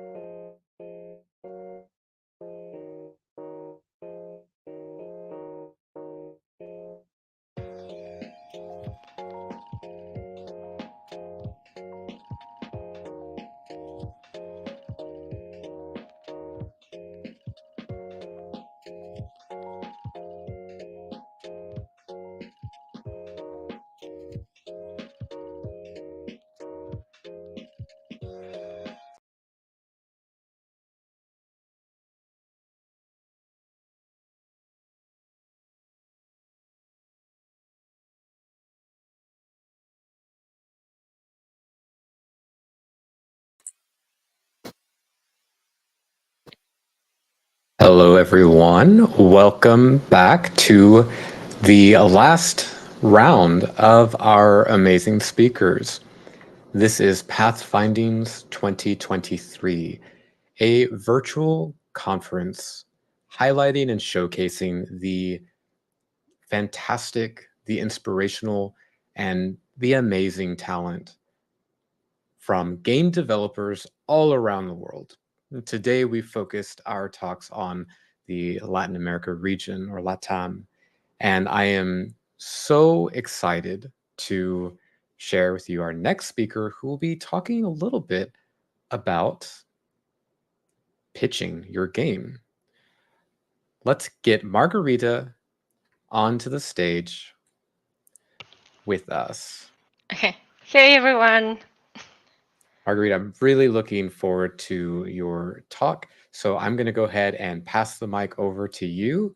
And should you need anything, let me know, but we'll get your screen up here and then you are good to go. Awesome. Thank you very much. Hey everyone. Thank you for having me on the event. I'm really excited about it and a little bit nervous. So if I start talking very fast and you don't understand anything, please let me know and I will like slow down and breathe a little bit. So I will let you know a little bit about myself very fast. That's some of the things I do. I'm right now a business developer in the Powell Group, and this is a consulting firm. We do help um, our clients that are investors and publishers to find games. We do a scouting for them. We do market research, and we all also doing some indies representations with the help of a team from Meet to Match, and they have an agency that's called Representing Games. So we have a partnership with them. Well, the things that I have been doing, I did scouting on an investment firm before this job, so I do know a little bit about investment firms and what they are looking for and how that little works. I was also a producer and a project manager in different games. I have a table board game, and that's the Fractal Juegos down there. They are the editorial of it. I do organize some events, Game Dev Planet, which is a local event here in Chile. We do it monthly. And Women Game Jam, I'm the representative person, sorry, for the Chile chapter. And yeah, I do also review government funds. And yeah, my career is actually graphic design. I started there. Um, if anyone wanted to know how this started, not as expected. So basics is something that you will probably see before or that you have been seen before at some point somewhere. But these are still very important. There are still some pitches that don't have the basic information. This is like the bare basic, the bare minimum that you need to have. So the first is the structure. If possible, you can have 10 pages and that's enough. If you can share all of that information in 10 pages, that's like perfect. If you don't, if you can't, that if you need more pages for it, just add relevant stuff. Don't add the full story of your game. I have seen pitches with full stories, so yeah, I have been reviewing more than 500 pitches by now, so I kind of have seen everything, I guess. The elevator pitch, please learn your pitch before giving it. I remember once someone gave me a pitch and they didn't really know about it, so it was very weird. But still, learn it. Watch your pitch before doing it. Review it. Ask someone to review it. Yeah. It should define the game quickly. You should have like a wording there, like my game, it's an amazing game about beers and beer pong or something that people can, oh yeah, this is the game about beers and beer pong or whatever. Something that you can remember very quickly, and usually you can add it in the underline after the title of your game. You can put it there like roguelike, etc., or something. And it should be unforgettable. There are some pitches that I still remember after 2 years. Like I saw them 2 years ago, and wow, I still remember them. So that's something important, I guess. Text and basics. So this is a reminder for someone who have heard the pitch before or someone that haven't seen the pitch before. So it's like the basic information. You should have the game genre, the estimated gameplay time, expected launch platforms, the development engine, and any technical information that might help the publisher or the investor understand the background of the game. Doesn't need to be at the beginning. You can add it by the end, but it should be there somewhere. And the unique selling points, that's like the most important thing. And they should always answer, why will someone prefer your game over other games? Because that's the competition, right? Someone is going to be reviewing your game, and it will be compared with all of the other games that are quite similar to yours. So you should always make an effort to make someone else understand why they should invest effort and money and time on your team and not other teams. Also, you can show them in different ways. There are very specific things that you can do for the unique selling points, but I think the most important thing is that you understand what makes your game unique, and it's not only my headphones spot that I since no one is talking back to me, my headphones just shut down. Sorry about that. Still, what I was saying is that you can show your game, and it shouldn't be like unique selling point. It shouldn't be only your art. There should be more things there that make your game stand up. The game loop is something very very specific, very important. Sorry. You need to make understand the person that is seeing their pitch how the game is going to be for the player. Like step one, the player is going to enter into this void. Step two, the void going to transform into something. I don't know. Like all the you know what a game loop is. You have to put it there. If you don't know what a game loop is, search for it, please.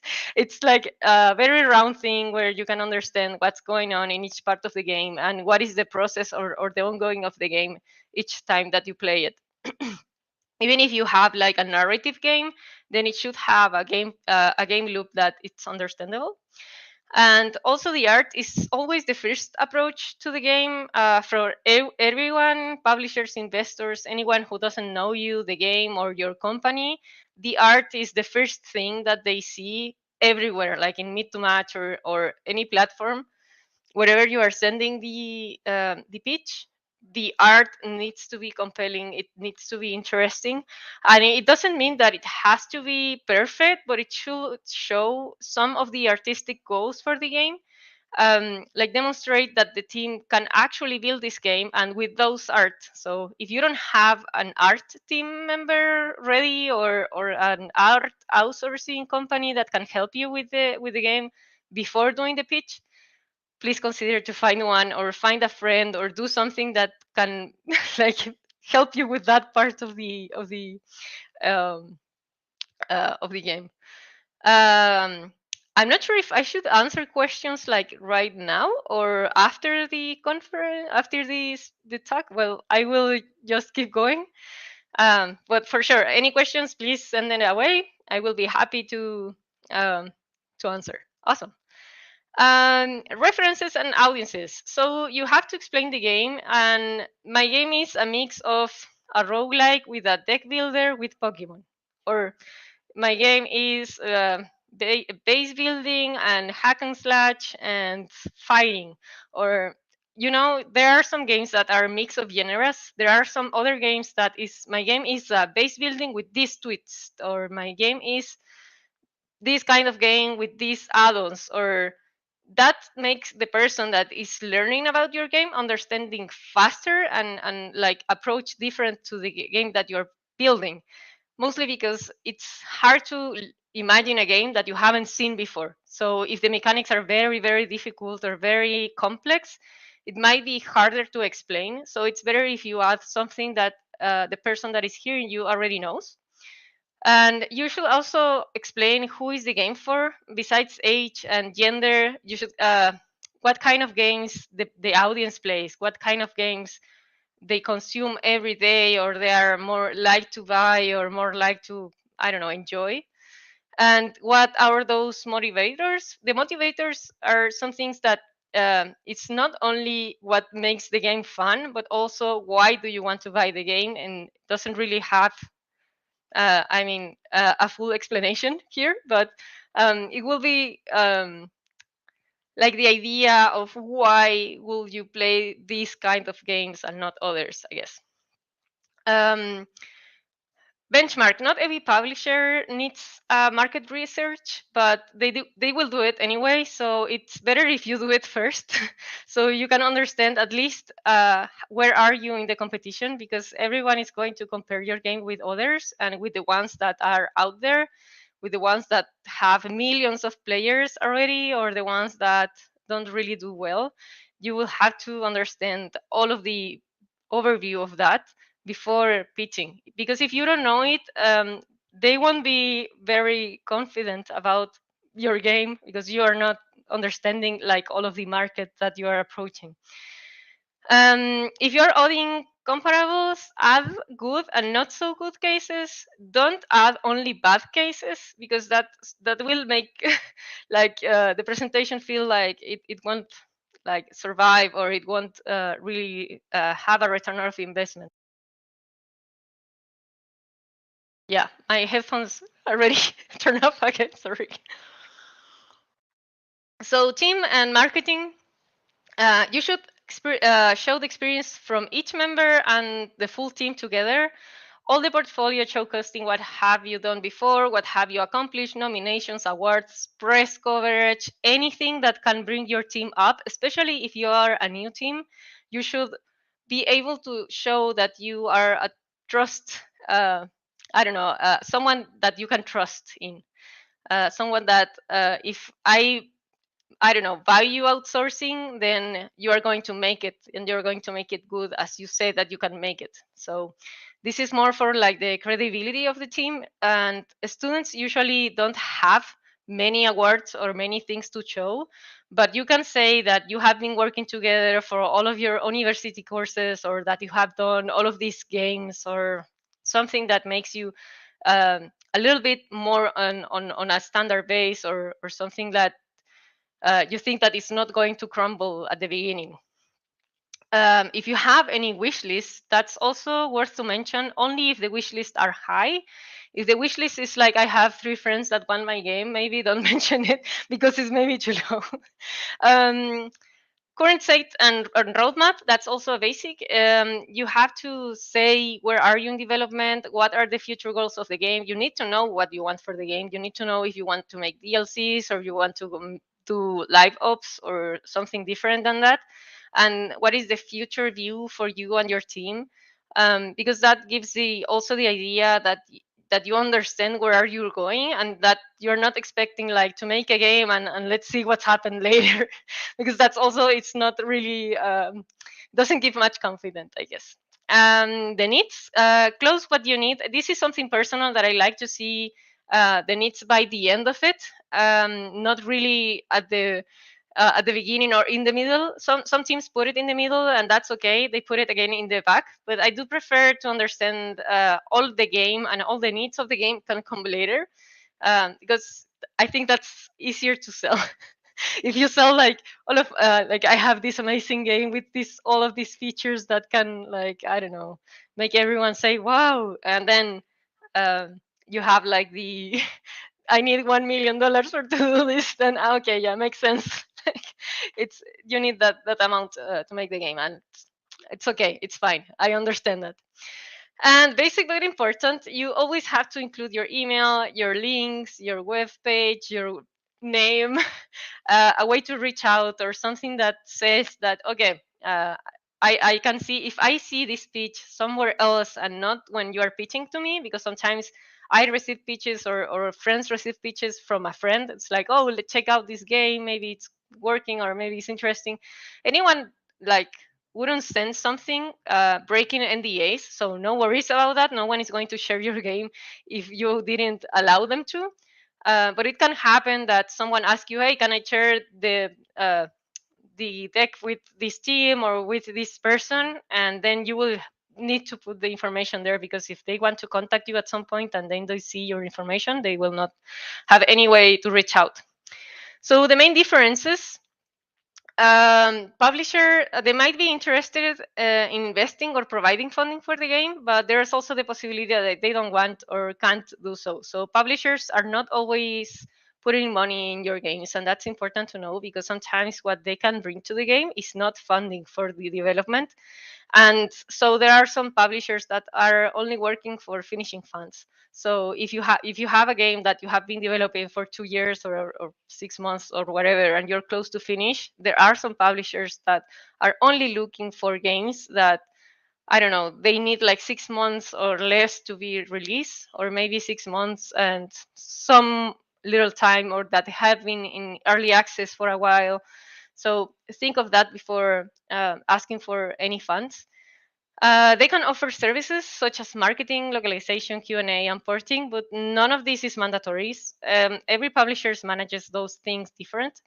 And some of them offer the services, some of them are outsourcing those services. So if your team can do porting, that will be cheaper for everyone, I guess. So say so. Don't keep it hiding. Like, say that you can do it, and say like it's possible to do. And the publisher also have specific targets. They really know the audience and the public that they are reaching out. Yeah, sorry about that again.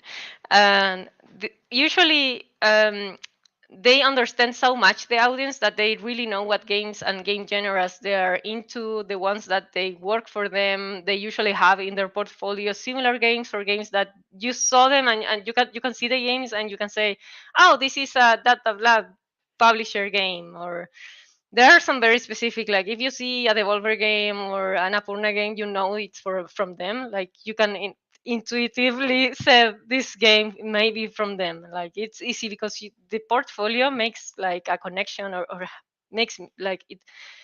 You can understand it's connected, like in all of the ways.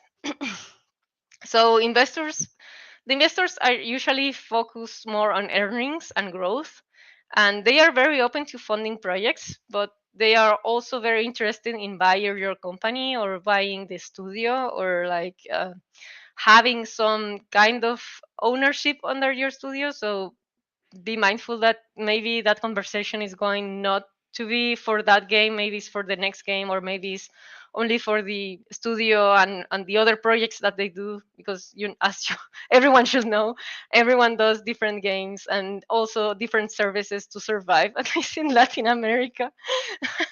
So yeah, that can happen as well. um, it requires numbers, a lot of numbers, sales data, market research, experience, proven trajectory. An investor will not invest in something that is extremely risky. They don't really want to lose any money if possible. So they will always want to check out your studio around 3 years back to understand how solid your business is, how solid are the games that you have doing, and if they sell, if they don't sell, why, and so on and so on. So to be interesting for a investor, you should be like a very stabilized company. And also they are seeking teams that are ready to expand, teams that want to grow, that they want to be from an indie to a double A or something similar to it.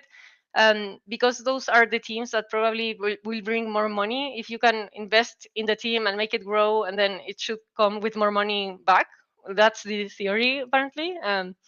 So that's important, that you are ready to grow, and that those things like the dynamics in your studio might change after that as well.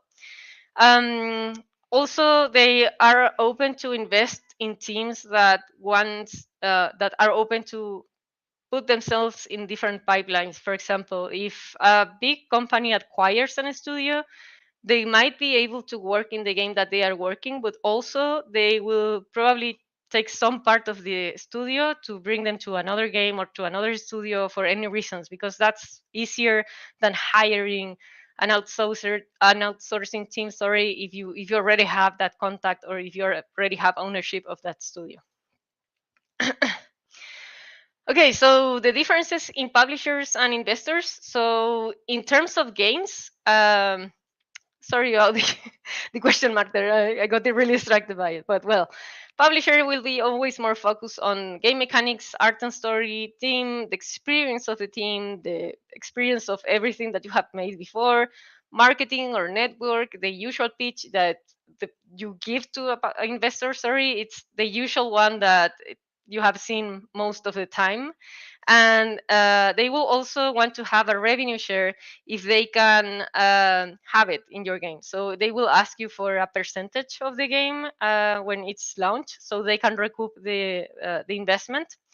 The investor will be always more about numbers. They don't, or the ones that I haven't that I have seen, they don't really focus so much on the gameplay, but they do want a good game. So the game needs to look nice, but also has to assure that it will be bringing money back, that it will work somehow. So they will ask you for benchmarks and market research before. They will ask you for the projections and like for sales forecast and those kinds of stuff. And why is a good business for both of you?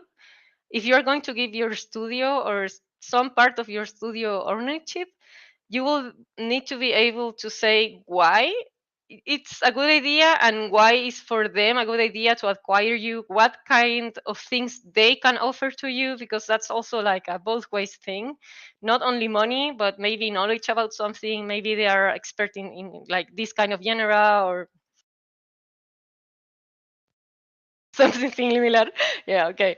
So also the recoup, what happens with investors is when they invest in a game, they expect to return of the investment before the developer. So they will try to get uh, maybe double or more the investment before you can earn some money. So it's very, very risky for the studios to do so, but it's also like more aggressive. But it's a good idea if the game is really solid, if the game is going to sell and you really believe in it, if you can self-publish and you think that this game will like bring you all the money back, it can work. It's a strong possibility. I will think that there are some teams that should be looking more for investors than publishers actually. um, what is not working? So usually a lot of people don't really understand why people is not buying the game or not getting the meetings or why they are not caring for what I am doing. These are the reasons that at least I encountered when looking for games. So the first one, it's the game on the rejected meeting ones, on the pitch parts. It's the game doesn't look really professional, doesn't look like interesting game. It doesn't look like market ready. It needs more work. If it is not what I'm looking for, if I'm looking for specific genres, or if I'm looking for system-driven mechanics and the game is narrative, then I will say no because it's not really what I want. And the attitude of treatment, I have had bad experiences. That's so sad, but I have had bad experiences in meetings or before meetings, and that for me is an instant reject. Like the attitude that you have when asking for a meeting matters. Try to be nice always. It's important. Also, if the pitch is not interesting, if it is just plain text, I will probably reject the meeting because it's not appealing for me. That doesn't mean that the game is bad, but at least for me, it's not worth looking at because it doesn't have really important art or really interesting things to check. Um, so I already have that contact. Is something that happens as well. If someone is like telling me, "Hey, I want to meet with you again after I don't know 2 meetings or one meeting in a very near last event," I will say no because I already know what you're doing, and even if you did some improvement, I would prefer to meet someone new than learn more about something that I already know. So yeah, the 70% of the time it's about the game. For me at least it was, if the game has unclear mechanics, like if I I don't understand the actual game, if I don't understand what it's about, or if I don't understand any of it, like the meanings of the game, I won't look at it. Sorry for the Spanglish there. I did my my I did my presentation in Spanish first, and then I like translated and forgot to delete some parts. So very, very sorry about that, and for the all the typos that you will be seeing there.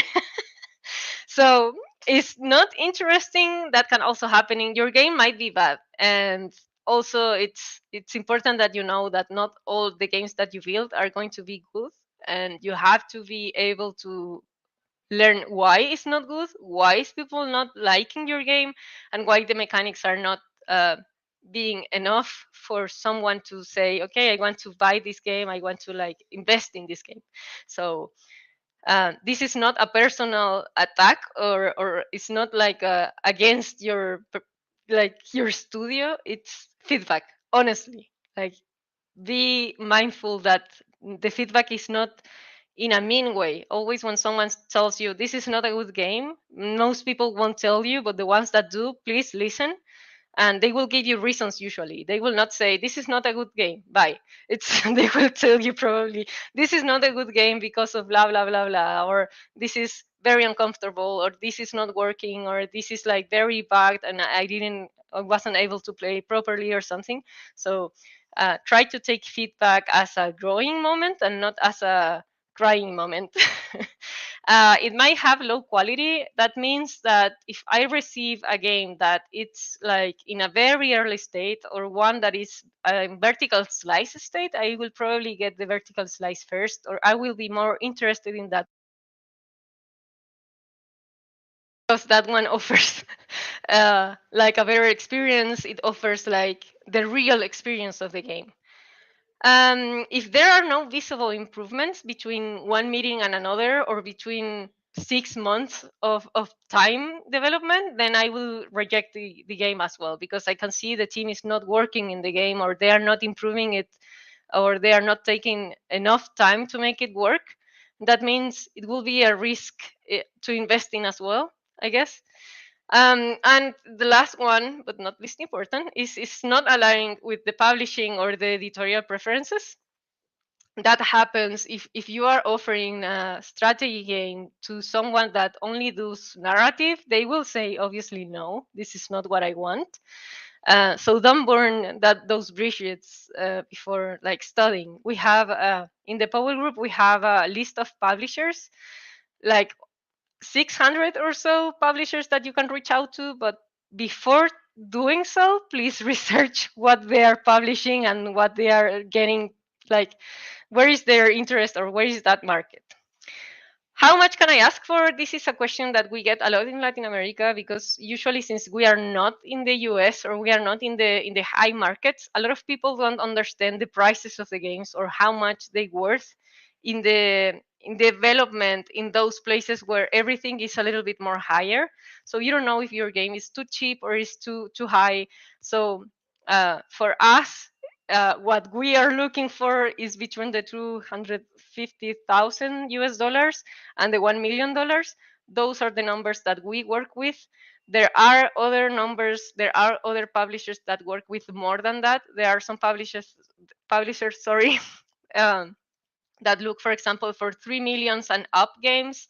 There are some that are looking for up to 500K, and that's it.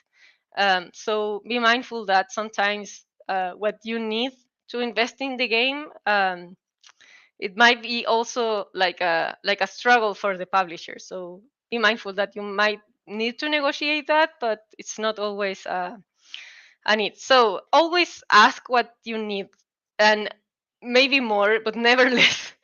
I have some teams, like they told me like, oh yeah, no, I need 100, and but I can work with 50, and it's like, no, no, no, you can't work with 50. Don't do that to the industry, please. Um, just work with whatever you need. You will be compared with other countries. If you are in Latin America, if you're in a place where everything is cheaper, I do say Latin America because I am from here, and that's the example that I can give. I don't know how it works in other parts of the world, but at least here we are cheaper than the US and Europe. So obviously, you will probably get that comment that, oh, why it's so expensive? But it doesn't mean that it's really expensive. And sometimes you will get the comment that, oh, this is too cheap. That might not be something bad, but it can be something bad. So I'm guessing that you can like only ask what you need and not less than that.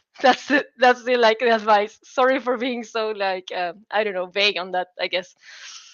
The standard values are the ones that I already told you, and the industry context also matters. As everyone knows, the industry is going through something very difficult right now. There are being a lot of layoffs, and a lot of like passionate and talent people is being laid off from amazing companies. So that matters because that means that the companies have less money to invest in games and also into hire people. So um, be mindful that it might not be your game. It might be like it's not the right time for it. It's not the right moment. If you're building like a very very huge game that is amazing, you can put it like in the refrigerator for a little while until things get like well again. And then the publisher values, usually, as I said before, some publishers has different numbers for different kinds of games. Like mobile games might ask for less, and I don't know, console PC games or very um, deep games might ask for more. So be mindful that every publisher has their own values as well. Am I affected if I am from Latam? Yes, you will be affected if you are from Latam, and it will be positive and negative. As I said before, Latam is cheaper, so sometimes if you have a very good game and it's cheap, people will get it immediately. Well, what like it's a very nice business, I guess, because obviously it will be cheaper and it's a great game and it will work. So you get it.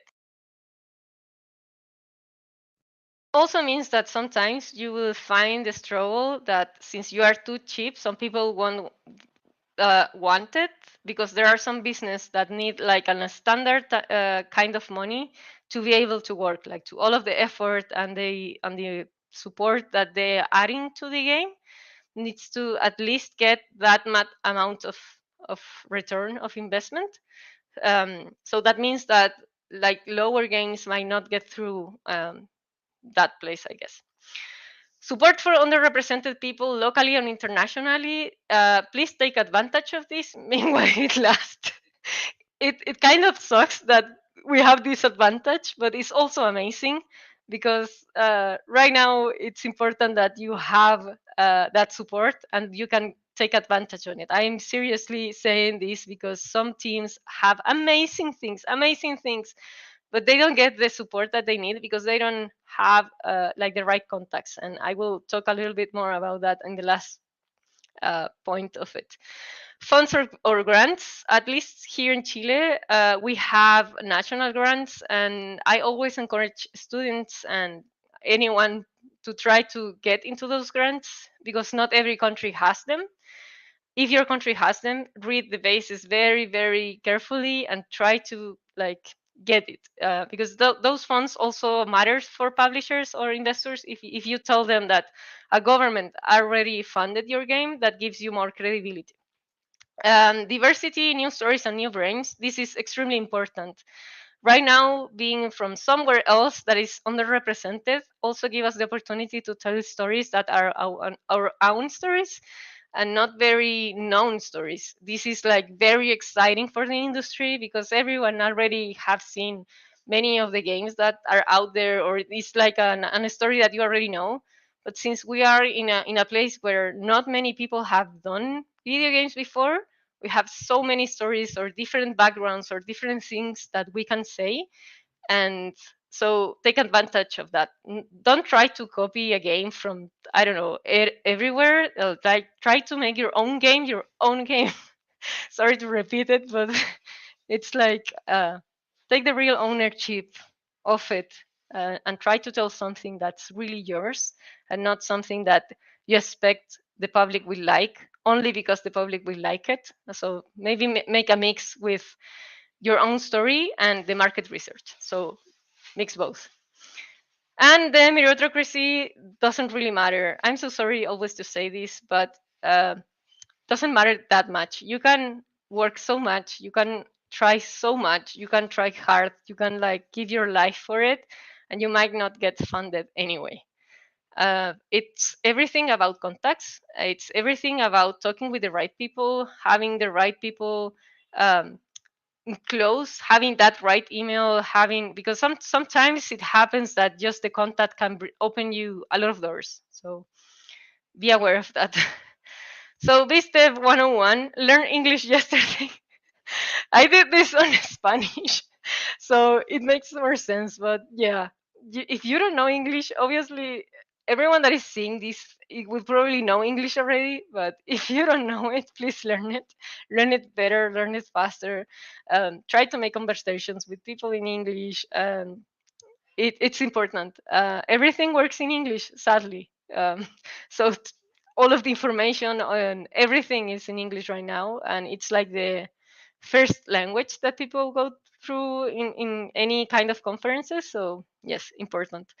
Business card or business apps. Some people have business cards. They are good and it works, but there are people that are very against them because they think it's very, I don't know, it's unnecessary and it can contaminate a lot. So you can have like LinkedIn or hi hello or something where your card is there and people can like get it digitally and not like print cards.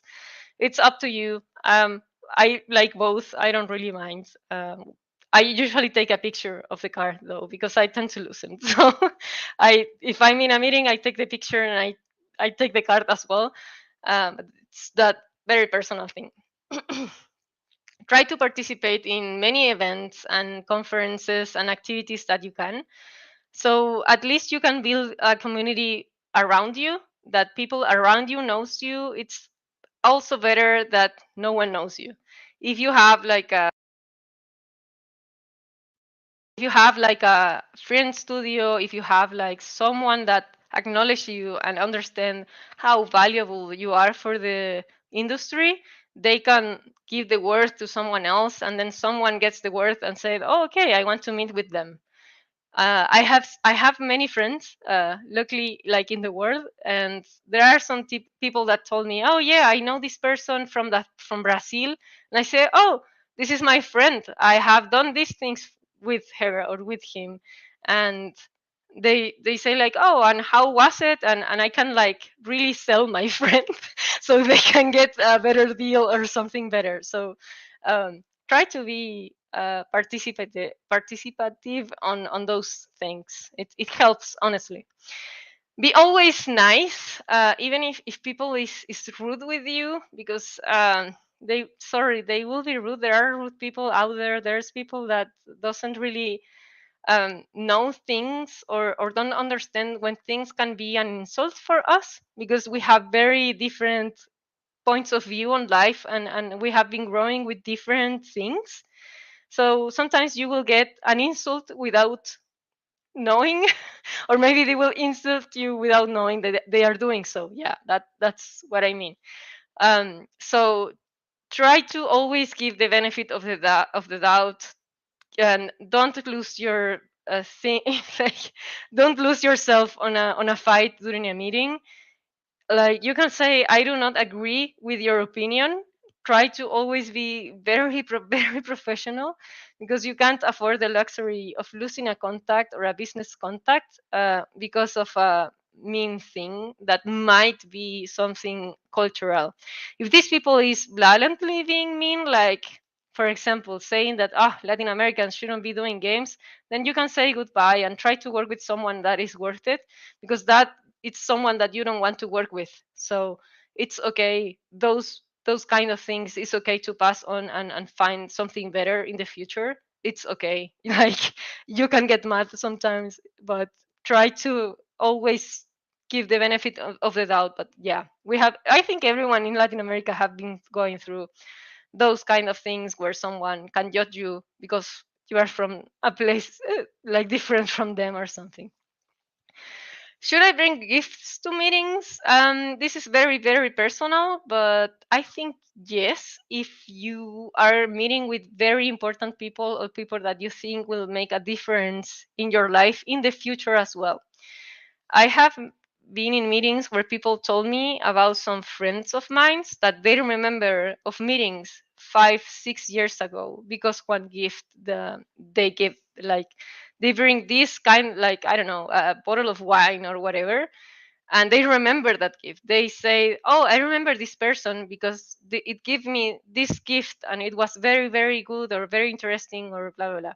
Don't spend all your money in gifts. Obviously this should be for something or for someone, sorry, that you think it will make a difference in your life now or in the future. So always think in the future as well, that if a meeting didn't happen, if like they didn't fund your game now, doesn't mean that they won't fund another game in the future. So try to keep the contacts, try to like don't lose yourself in like the pool of our people. Like try to like keep in touch always.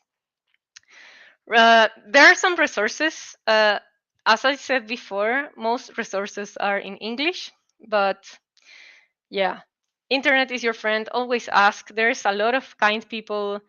There's amazing things like this kind of event where I'm talking, where you can get amazing contacts and get like very, very nice advice on things. And usually, as I have seen so far, the industry is very nice with each other so far. Like, I know that there are horror stories in some business, but like the indie developers are still being good to one another. Like they are still offering contacts, offering advices, or giving opinions, or like caring about another human being.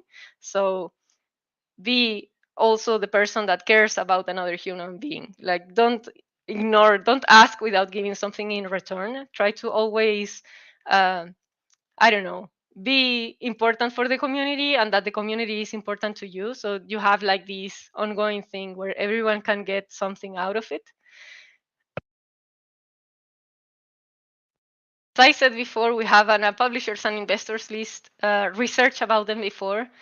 I think it's very, very important that you understand the publisher that you are pitching to, and also Game Discovery Co. It's a very, very important resource list that we use, resource tool, sorry.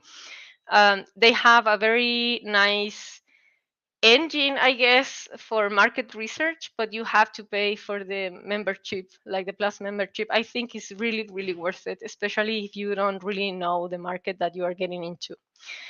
Alan's game dev resource sheet. I will share these links. I have them here somewhere, so no worries with that. I will share them so you can find them.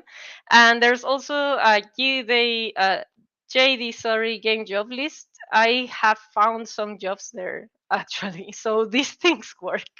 It's a very interesting place where you can find like different sites where you can get work, where you can post work, where you can find people and more information about other countries and so on and so on. So I guess that it's very, very important to have like those resources there. Okay, so this is like an example.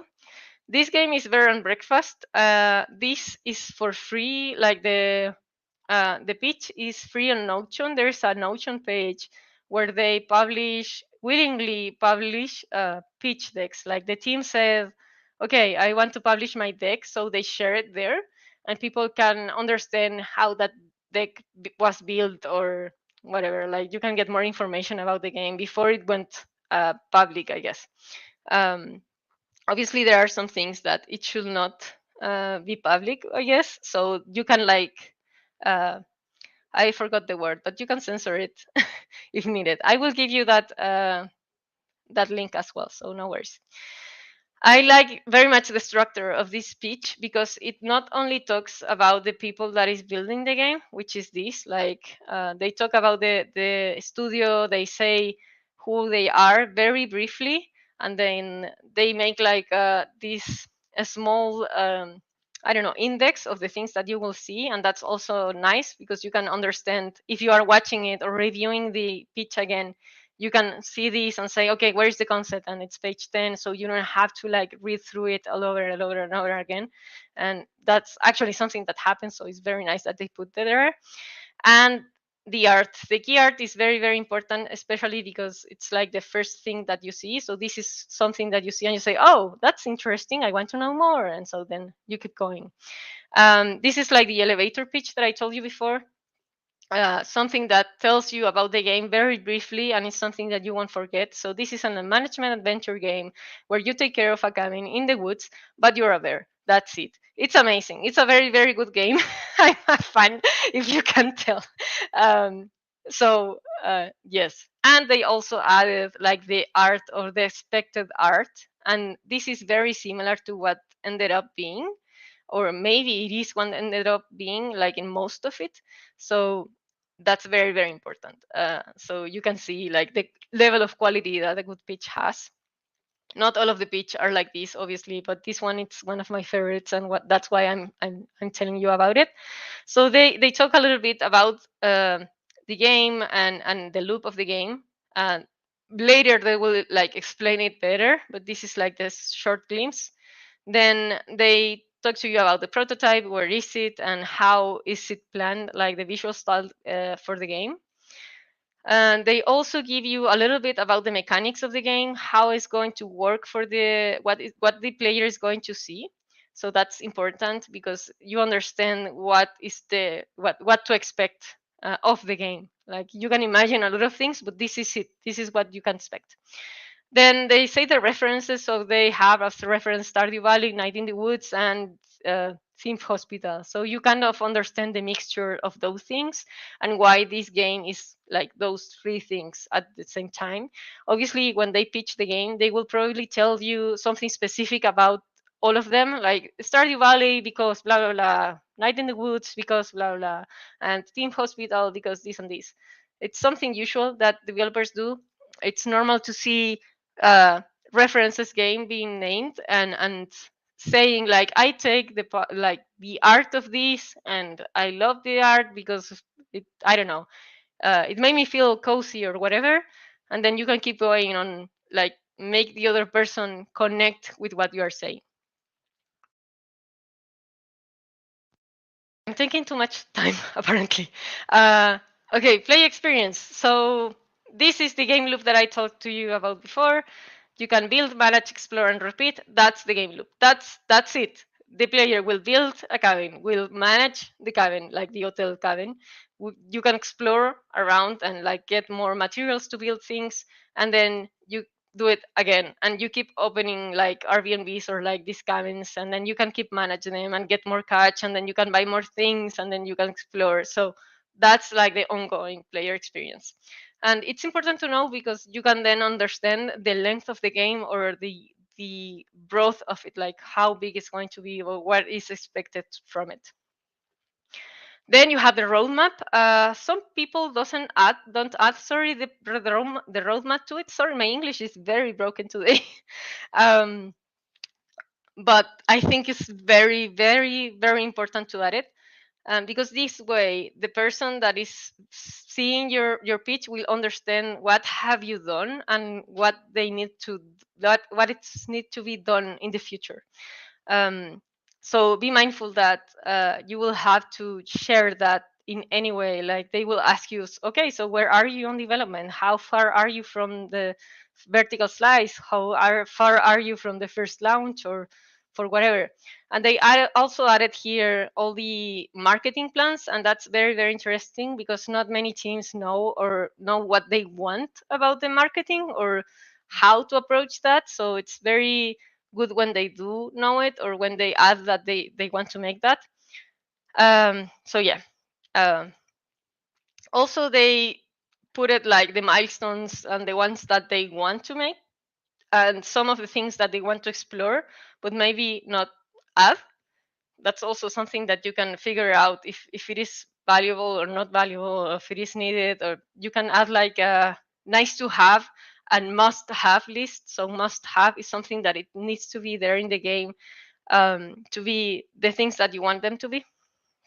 And also the estimated budget, as I said you before, you need to add something about numbers. You need to have to understand how many people do you need, how many programming will cost or design or son or whatever. Like put it there. And even if you invest in it, if you already put money yourself, or you have government funds or whatever in it, add it. It's important as well. Some people want to add to something that is already being invested in because that, as I said before, it gives you more credibility.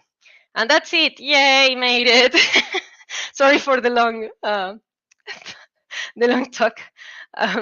Okay, cool. Thank you all. I will. I'm going to. I'm taking the links in the meantime. Before giving you all of the answers for the questions, give me 1 second. I had it here just a moment ago, and I will give them to you right now, so you can get all of the resources. So these are a bunch of links, and I will also give you the link. I will ask. Maybe I'm there. I add them on the. Oh no. Okay, 1 second. I'm trying to figure this out very quickly, so they can share it with you. Hey, Margaret. Yeah, happy to share the links. Thank you so, so much. And are we okay to post these to the chat then? Just making sure. Yeah, I'm All adding right. them now by parts because apparently, like all of it got mixed somehow. So yeah. Let me copy these while we're chatting, and I will get these posted in. Hopefully, they'll all post in one post. But if not, we can post them in the Discord, Awesome. and and those can live there as well. But thank you so much for this extremely insightful talk. I think you just provided a lot of devs, especially indie devs, some really, really helpful gold nuggets of wisdom on really how they can amplify their pitch decks, their pitch strategies. And I really liked something you said earlier when if you if you don't get the investment or a publisher or anything like that that you're looking for, it is really important not to take it personal. And the reason I really like that you said that is because oftentimes, really every time you want an investor or a publisher to believe in what you have, and in order to do that, you know, they have to know that space. They have to be connected um, to that space to ensure that you're going to be successful. And if it's not a fit, it's not a fit, and that's okay. And that I really am glad that you brought that element up. So thank you again so much. Yeah, Let me of make course. sure I got these links here before I let you go Yeah, real thank you. quick. And then, and if you're still able to, we'd love to have you join the roundtable discussions here in about 25 minutes. We're going to take a quick break as we transition to the final speaker of the day. But thank you, Margarita. We really appreciate it. Awesome. I'm trying to check the chat for the questions. I really, really enjoyed being here, so thank you, and thank you for taking note of the what I said. Some people don't really understand how important it is to take feedback in a way that can make you grow. I was like that when I was younger. When I was a graphic designer, for me, getting feedback was awful. I always felt very attacked. So I learned later later in life that it wasn't about me, but that it was like about the thing and not specifically me. So it's something that you can live in. For I'm trying to give you the example, like try to learn it before me. I guess. No, and it's a lesson that we don't want to have to learn on our own. So it's one of those lessons that's much better learned through someone else's experience. So For thank sure. you so, so much. And we will see you at the round table in Awesome. just a bit. Okay, cool. See you then. Bye. All right, everyone. Thank you so much for sticking around and tuning in to Pathfindings 2023. With that said, we have one more presentation for the day, and then we'll hop on over to our IGDA Discord to continue the conversations of the topics discussed. Give us just a minute as we transition to our last speaker of the day, and we'll get started very soon. Thank you for sticking around, and see you shortly.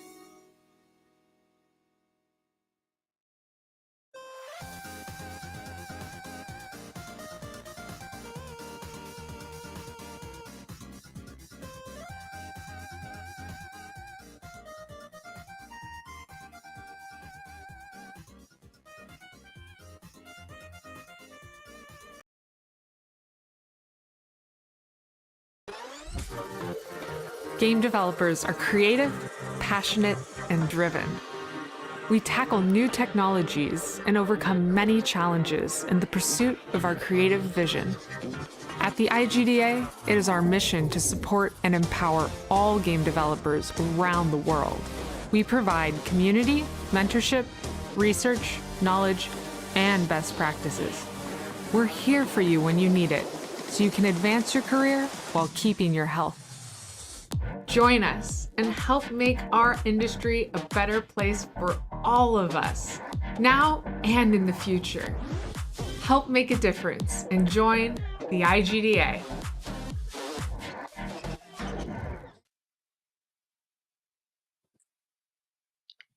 All right.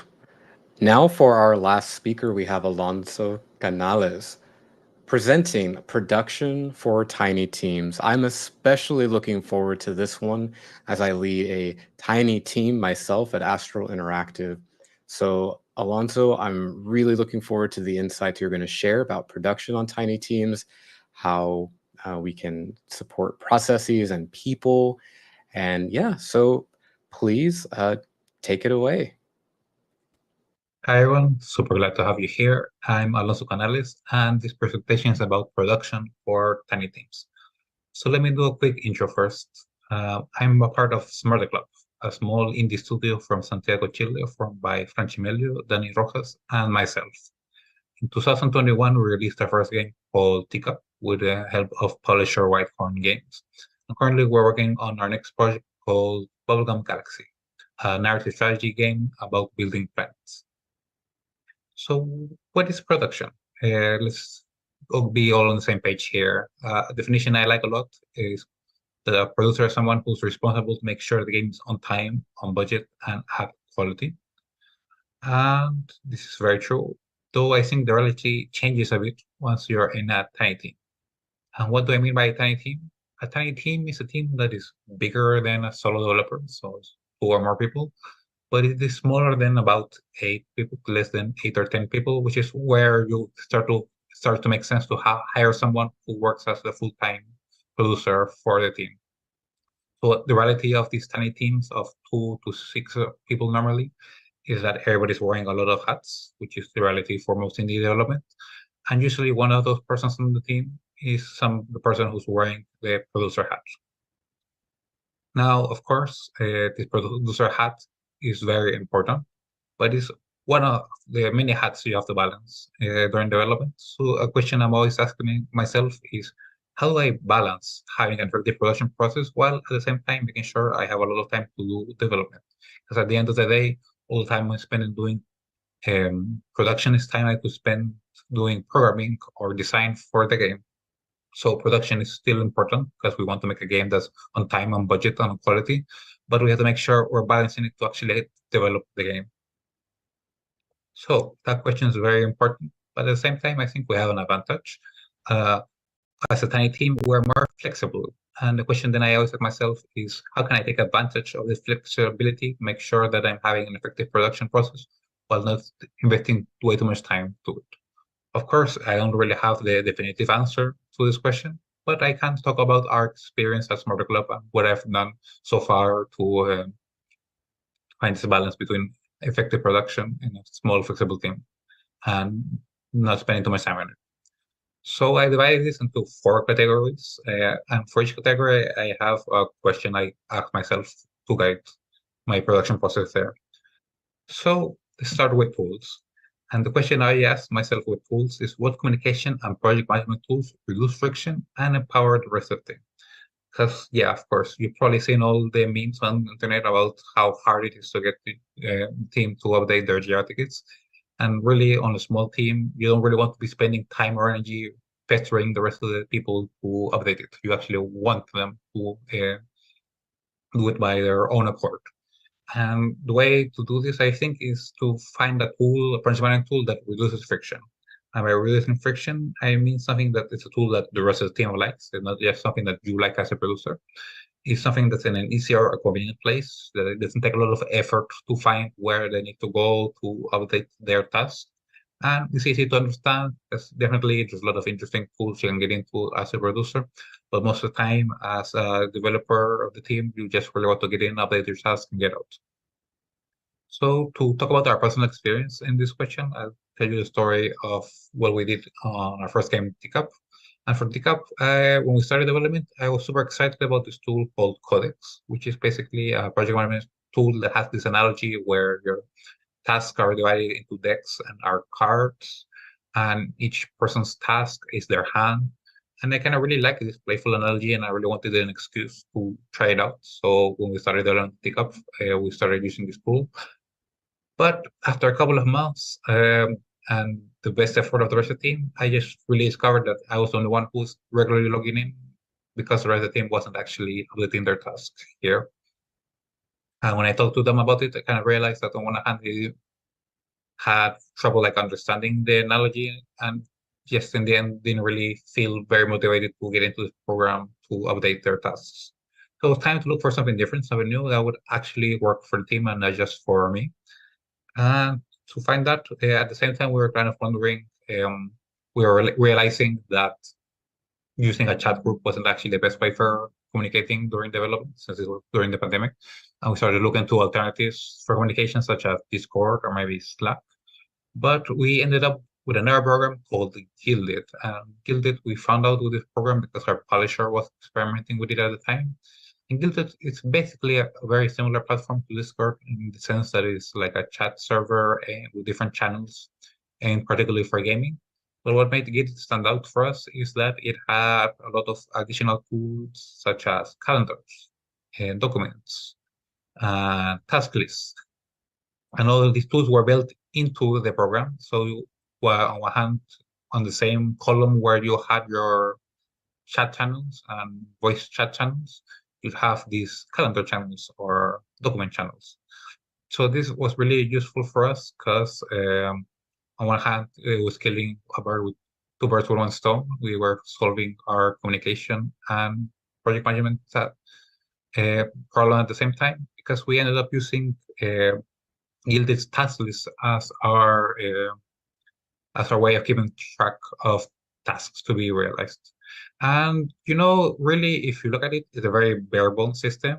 You basically have tasks. Tasks can be organized in a hierarchy, and they can have descriptions, and you can mark them as done when you're ready with them.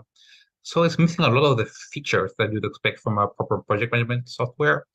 But why it worked for us is because it reduced friction. It was a tool that was right there. It was in the same place we were chatting every day in. So I did not have to badger the rest of the team to go and update their task. They took the initiative and felt empowered to go mark their task already and add additional tasks we talk about during meetings or stuff. So even though it was perhaps not the best, just to look like the best tool for project management, it's the one that worked best for us as a team, as a reduced friction. Though, of course, always you have to be able to adapt to change. And we definitely hit a point where we realized that this system was a bit too simple. And as we started to move on to our new game called Bubblegum Galaxy, we realized that we needed something a bit more complex, as Bubblegum Galaxy was a more complicated project. And we're currently working now with Notion, which, in case you're not familiar, Notion is a project management and documentation tool where you can combine documents and databases in a very intuitive way. So we moved on to this because we needed something a bit more complex where we could have that could adapt itself to the different aspects of this new game we were developing and contain more information. But I wanted to keep the same philosophy I had before, which was reducing friction and making something the team would find easy and find easy to get into and update. And the way Notion allows us to do this is basically twofold. On one hand, Notion allows you to create your own databases with your own properties. So when you start, you can just have name and that's it. And you can slowly start adding new properties. For example, we just started with, when we moved to Notion, I wanted to make it very easy to move over. So we just started with a simple database that looked very similar to the Gilded task list, where tasks had a name, description, and done or not done. But slowly, as we've been advancing in the development of the game, we've been adding more properties, such as a status property, to identify when someone's being blocked by another task not being finished, or they need help to or revision to finish the task. Or also we've been able to categorize them in different categories. We have a better feeling of how much work needs to be done in different parts of the game. So this kind of modular database makes it very easy for us to create a database task system that is suited to our needs. And the other thing about Notion that makes it very powerful for us is the view system, where you can basically create customizable views where each person, or you can click on each tab to see a certain view of this database and only see according to certain filters. You can also kind of reduce the amount of properties you see. And what this means basically is that as a producer, I have a very complicated database view where I can see all the tasks with all the names and all the progress and the status and all the connections. But for the rest of the team, they can just log it into their page of Notion and see a very simple to-do list where they can just mark activity, task as done when they're finished. And that way, we're kind of combining the simplicity where there's not much friction to get into Notion and checking your task as done. But at the same time, underneath the surface, there is more complex view that allows me to do more advanced project planning at the same time. So I feel like Notion helped us get deeper in our project management process, while at the same time making it reducing friction for the team. So that was tools, but now I want to get into planning. And planning, I'm always asking myself, what is the appropriate level of granularity detail when defining and planning tasks? And this is because a producer, I believe, should always understand what milestones the team is working towards and the tasks needed to achieve them. But of course, this takes a lot of work. You need to be able to identify which milestones are the priority at the time for the studio. And usually you will need to break this down into a lot of different tasks, because making games is hard, and you need to do a lot of tasks usually to reach this milestone or goal you want to achieve. And I think that the nature of tiny teams makes it a tad easier, since you're probably going to be developing a smaller game with less dependencies and there's less people with tasks you have to assign to. But I do think there's some techniques we can use to ease the load when considering planning as a producer in a tiny team. When planning the full project, I believe that you should, of course, include the full teams. It's easy in this case, since you're such a tiny team, you can make sure to have all the team members there. And by including them when you're doing this planning, they'll also have like a better vision of the project and be able to help you when prioritizing, choosing which tasks to prioritize. And at the same time, if you had time to prototype before getting into the full project, I think it's the best way to create realistic estimates, because of course people kind of give your best estimations, and you, based on your knowledge as a producer, can also make different estimations. But usually the best way to create a realistic estimate is just to have done something before and use that to inform you. If it took you a couple of months to create a world in your game when developing the prototype, then you can use that as a reference for the rest of the project.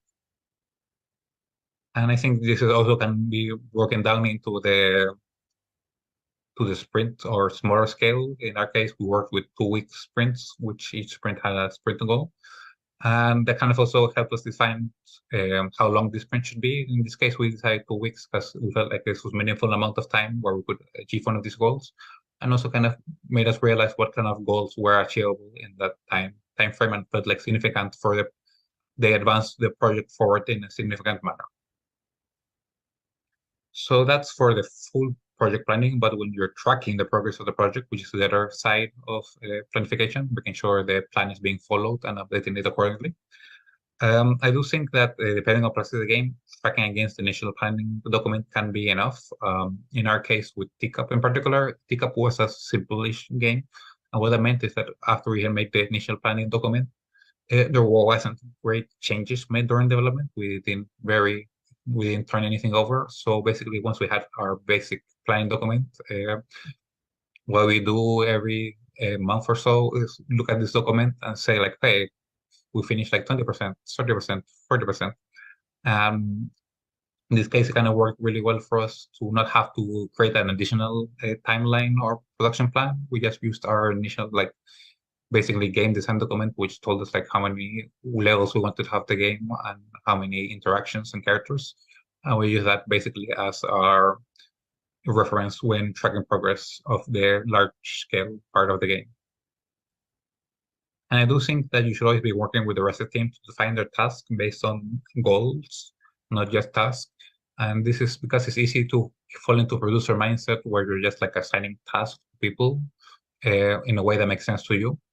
But since you're in a small team where you have more time to communicate with each of the members, I do think it's important to make sure that each team member understands their goal. And by understanding their goal, when you give them their task, they'll understand how it relates to the bigger picture of the development game. And that might allow them to take a shortcut if and maybe do the task in a different way because they understand the goal and are able to complete it in a way that maybe not the original task you assigned to them, but completes the same goal that you wanted to for the game. Moving on to documentation. I think documentation is an important part of the game, but we should always be asking ourselves, like, how much do we actually need to create to do our jobs? Because documentation saves time in the long run, but also requires a super big upfront investment. So I usually, when I decide to make a documentation, I divide it into 4 questions. The first question is, how much work will it take to set this up? Then how much work will be necessary to keep it up to date? And then how often will this information be referenced? Finally, what is the cost of not writing down this information? So basically, what I'm trying to capture with these 4 questions is that documentation takes a lot of work and it can save time. And basically, you need to ask yourself, like, how much work, how much does it take, how much time you are saving? And based on that, does it make sense to actually create this documentation? So of course, answering these questions can be hard. It's hard to know before starting to write something, how much work it'll take to write it and how often you reference it during the project. So I think a rule of thumb that you can apply that makes things a bit simpler is as once shame on you, as twice shame on me. Basically, since we don't know beforehand what kind of documentation would be useful, we start by not creating documentation. And when we realize that people actually need this reference information, that they need to catch up on something or a reference information, usually multiple times during development, I think it's like the right moment to actually create a more detailed document. And I feel like this technique has served for us, like that especially I as a programmer feel that maybe sometimes everything needs to be documented, but really what I've realized on my producer hat is that just by choosing what the rest of the team actually needs or stuff that I forget up, realizing what those things are allow me to focus my time on making documentation that's actually useful for the team later. And final point I want to bring up that I touched on briefly when we're talking about meetings before, but I want to focus on now is communication. Basically, often do we need to check in with each other to stay in sync without becoming bogged down in meetings? Because there's definitely this joke about like the higher you go or the bigger the organization, the more time you spend in meetings instead of actually doing your work. And this happens because when you're a large organization, I feel like there's so many more channels of communication between people that it becomes more important to make sure what's communicated between person A and B can be communicated to the rest of the team in a more formal instance, like a meeting. Make sure everybody's in sync and on the same page. But I feel like here as a tiny team, we have an advantage where since there's much less members in team, there's much less available channels of communication. So if person A and B talk about something, person A or person B can tell person C about it, and that way the whole team is already on the same page. So I believe that in a way, smaller teams can get away with less meetings to make sure they're on sync, while of course having started from the same page. So I'm not here really to tell you how much meetings you should have or how you should have them, because I think that the right cadence and style of meetings will depend very much on your team and the project you are developing. So to talk about our personal experience, since Tick-Up was a simpler game where we understood very well what we were making, we could just get head down and work on the project. What worked for us was just having a formal meeting every sprint, in which our case meant every 2 weeks. And this worked because basically we knew what we were doing, we knew what had to be done, and we knew what we wanted. So every 2 weeks we would catch up with each other and show what we're working on and basically be aligned with what we're expecting from the project. So of course, this does not mean that we were all working isolated during the 2 weeks. We'll be sharing our progress via chats and Guilded, and we'll also, if we realize that we needed additional information on something, weren't very much clear on what our plan was for some part of the game. We had informal meetings, but these meetings were about specific topics, and we just have like these formal meetings every 2 weeks. So the first is changed for Battleground Galaxy, which I mentioned before has been a more complicated project, and when we realized that this is a project where we is on one hand is much more complicated for us since we're tackling a lot of different areas we haven't touched before as a team. And at the same time, we're iterating more on design more often since we're kind of figuring out the game we want to make as we go. So when we realized this, we switched to weekly meetings, and these weekly meetings have been very useful because they make sure because a lot more is happening and changing every week, and our process is much more iterative. And having these weekly meetings make sure that we keep in sync, even though a lot more stuff is happening. And as a producer or a person wearing the producer hat, I also recommend you to be conscious of what communication you have to be part of. Because you might start to feel that you have to be part of every meeting, and I felt so at the beginning, but I quickly realized that sometimes it was enough for the rest of the team to get together, talk about what they wanted to talk, and then just communicate back to me the most important parts of their meetings. And also, you should avoid becoming a bridge between people. And this refers to a lot, since we work with contractors, a lot of times members of the team would have feedback for something the contractor did, and they would tell me about it since I'm the one who has been talking mostly with the contractor. But then you're really just spending time as a bridge, relaying a message. And you really want to avoid that when you're in a tiny team, when you should be working on other parts of the game. So you should empower people and make sure that they can communicate directly with the people they have to, so you don't have to so your job isn't just to repeat messages to other people. So yeah, those are the 4 points I wanted to cover because I think that being a tiny team allows for a lot more flexibility. So if you really asking yourself how you can use this flexibility to improve your process and be more efficient. But at the end of the day, finding the best system is about understanding how each team member works best and then adapting to that. I think that tiny teams allow you to really understand how each person works and not have to adhere to a very rigid process, and instead find a process and design a process that works for you team members individually. And of course, even if you have a system, what worked in one project might not work always. This is always a continuous process of learning and improvement. But I hope that the examples I gave today give you inspiration or ideas of how to improve stuff in your own company. Thank you.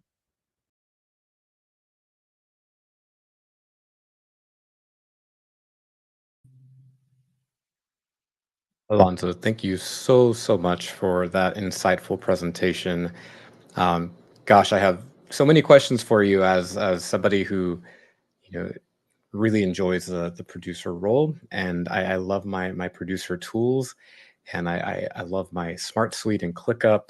I could talk all day about those processes, but I think my favorite thing that you had mentioned is really finding what works best for your small team. You don't have to be stuck in a rigid process that creates a lot of that friction that you talked about. And I think that's one of the best takeaways for anybody in a leadership position or anyone in a producer role or anyone taking charge of that organizing team, keeping the team accountable and keeping track of everything. So thank you so much for your insights. Well, with that said, I look forward to having additional conversations about these two topics, both pitching and producing, in our IGDA Discord Pathfindings Roundtable channel. If you're just now joining us, we just wrapped up some amazing talks today from developers across Latin America, and we are so excited to get to learn more and deep dive into some of these topics on our Discord. I'll get that Discord link in for everyone who's going to join us, but the roundtables typically last about 40 to 45 minutes. And yeah, you can join, say hello, ask any questions that you have, and connect with developers who are going through the same things that you're going through or have the same questions that you might have. So, everybody, you should be able to see the Discord link in the chat now. We look forward to seeing you there. Before we sign off for the day on the stream, I would like to remind you that the IGDA is partnering with the IGDA Foundation Global Game Jam, and in partnership with Google Play, we are all working together to put on an exciting game jam. And guess what? It starts tomorrow. This game jam is called the We Create Android Game Jam, and it's specifically for regions across Latin America and Asia. So, if you want to know more about that game jam, you can check us out on our website, igda.org. But I'll also post a link in chat so that you have access to it. Here's the great part of the game jam. This game jam has some prize pools that you do not want to miss. Now, if you've never participated in a game jam, this is also a great time to get started. Just gather a team, and if you need a team, you can join the Global Game Jam Discord and talk to everybody and find some team members there as well. So yes, please do participate in the game jam that kicks off tomorrow, or we'll stream an opening ceremony in the morning at 9 a.m. Pacific time, and we hope to see you there. But in the meantime, we will jump to our roundtable discussion and close out the day. Thank you so much, everyone, for joining for day 2 of Pathfindings 2023, a conference for showcasing and highlighting the amazing talent across the global south. We'll see you soon.